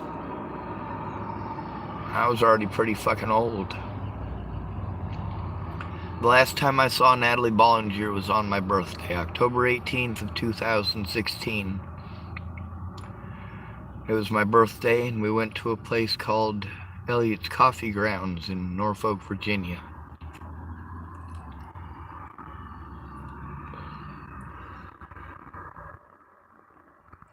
Although I've never done heroin, never tried heroin. On that night, Natalie's mom found her heroin, and we had to cut the night short. Even though she'd told me many times that she loved me, and she'd told me more than once that she used to think that she was in love with me and not much has changed. She asked me once, this is the thing about little girls that makes me feel terrible. I don't want them to feel like I didn't think of them as human beings, or that they're ugly or unattractive. But when you've got a young woman like that who asks you, you remember how infatuated I was with you? No, I didn't have any idea. I didn't have any idea Natalie was infatuated with me until she said something about it. I'm fucking dense. No joke. I got a high IQ, but I'm dense. I had a lot of friends of mine that treated me like shit. Like, dude, fucking anybody with a brain would have known she thought she was in love with you. Anybody with a brain would have known that she was infatuated with you. And she literally spelled it out for you, and you still was just trying to be friends. Dude, you're dumb. I was never the guy that women went for. When I was under the age of 18, the only people who were interested in me were disgusting, perverted adults or other kids I was locked up with that thought that shit was okay. They weren't actually interested in me.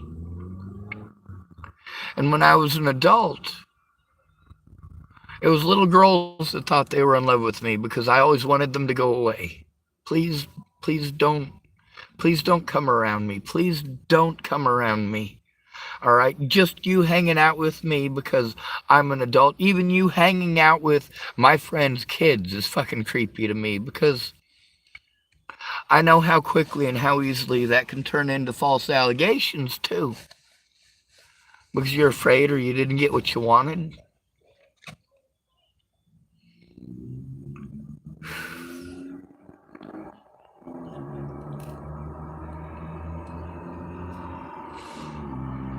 I do realize that 90% of false allegations are made by women.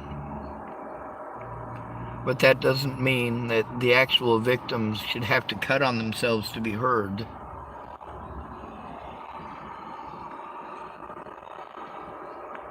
When a woman is raped, it's not okay to be saying, oh, she's a pick-me girl, she's a pick-me girl. Does that make it okay to rape somebody? No, it doesn't. But it's also gross when people pretend like if we notice somebody who is dressed to be noticed, that it means that we must be a rapist if we're ugly or homeless or a male.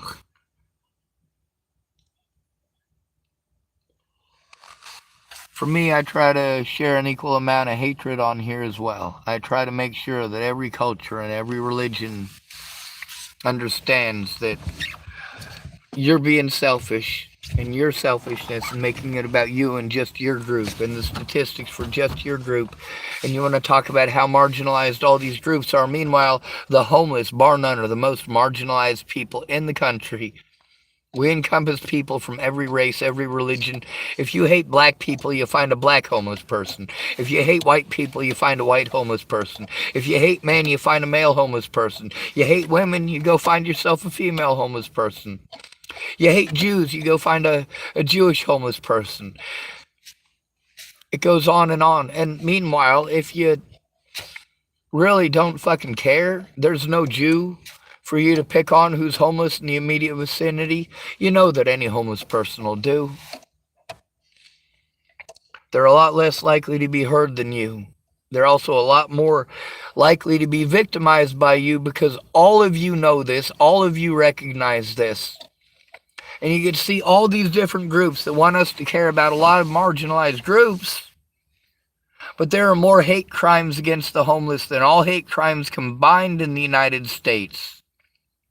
That includes hate crimes against black people, hate crimes against white people, hate crimes against men, hate crimes against, well, now we have to get into a very, very not fun category, don't we? It's the prevalence and the frequency of the abuse against homeless people, constantly looking over our backs because somebody else might be there to beat us or rape us because they know they can get away with it. They know they can say that we're mentally ill or on drugs, and it's an open and shut, especially if we're male. The police know that if they're especially frustrated and they want to kill somebody, it's not okay to kill black people anymore. But it's always okay to kill homeless people. They can even beat a homeless person to death the old-fashioned way and get away with it. Look up the name Thomas Kelly, California.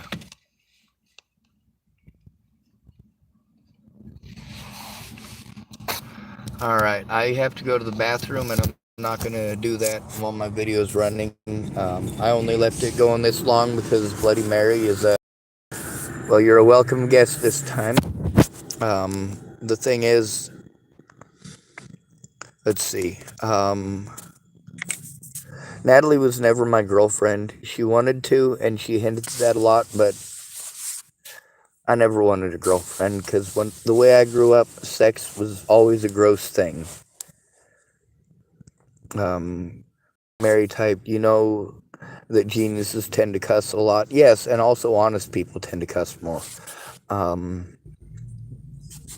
Also, intelligent people, there's a correlation between intelligence and likelihood to get picked on because most of the public is average, and to average people, well, the saying is, to stupid people, intelligent people sound like crazy people, and I have found that to be true.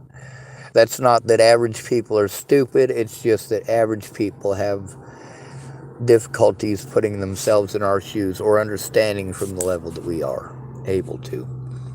Bloody Mary typed, it calls the stupidity of others drives us to cussing. Bless the poor soul. That's horrible, my friend. Well, I want to tell you, the thing is, this channel is made to try to expose the truth and show the truth, not only in the death of Natalie Bollinger, but also the horrible situation that created it. And when it all comes down to it, it's because people didn't want to listen to a man, didn't want to listen to a man, didn't want to believe that a man was telling the truth, didn't want to believe that a disabled or mentally ill man would be able to see things coming like you wouldn't believe. I saw Natalie Bollinger's death coming when Christine Bouhit overdosed, when she got housing because of her heroin addiction. I knew that the likelihood of her doing exactly the same thing that Drake did. Yeah, you're in housing now and you're a drug addict. Now you have a place where you have free access to do it whenever you want. And also, you got a roof over your head that homeless addicts are willing to bring drugs over to your house now because they want to do their drugs in a safe environment instead of in a bush. And they'll give you some of it for that. Well, it turns out that her heroin wasn't heroin this time. It was fentanyl, and she fucking died. People wanted to accuse me of killing Natalie Bollinger, and then it turned out Joseph Michael Lopez did it. They wanted to accuse me of killing Christine Bouhit, but I was in prison when that happened. I was in prison for misdemeanors that I was charged with because I tried to turn in a registered sex offender named Robert Franklin Warnick, his friend Leslie Snell, and Leslie Snell's boss, Dual County Sheriff Scott DaCosta. So they tried pretending that I was stalking these people and crap like that. They had to drop all the charges and let me out. I wasn't even charged with a felony. But Dual County Sheriff Scott DaCosta did that 11 times. Over 30 different crimes they charged me with. Tried to shut me up every time I'd try to turn them in. Small town, KKK town. Kind of like Tillamook, Oregon here. Bloody Mary, you be safe. I'm going to end this because I'm going to pee myself if I don't. I end these all the same, or try to. Good to be rid of you. Thank you for coming to visit. Stay out of trouble or don't get caught. Remember, you are your brother's keeper, and your sister's too, and no victim left behind. Bloody Mary typed, I guess you're a scapegoat too then. Oh, we're all the black sheep. Yeah, the more honest you are, the more likely you are to be the black sheep. And of course, nobody likes the black sheep. Nobody likes a tattletale. Nobody likes a narc. And that makes you the easy one to victimize. Bloody Mary typed, I'd leave that place. Best wishes. I'm broke. I get disability, but it's expensive. I hope to see you again on my channel. I hope you look up the name Natalie Bollinger. My name is Sean David Schwartz. They try to paint me as a stalker and a serial killer and all sorts of other creepy shit. In reality, when people threaten my friends or family, I turn into an asshole. I didn't used to. I tried to be diplomatic all the time. I don't have the resources or the means to be diplomatic. The important thing is to protect children, first and foremost. After that, my special cause is the homeless. But the thing is, I'm still a guy. I've still been taught that I'm supposed to protect women when they ask, and I've got that ingrained in my head, no matter how much people call me Captain Save-A-Ho. Also, I'm not sexist. If you're a male, I'm just as likely to help you. It's just that you're less likely to ask.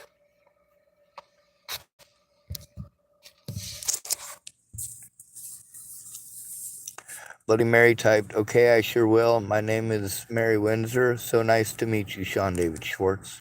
Thank you, ma'am.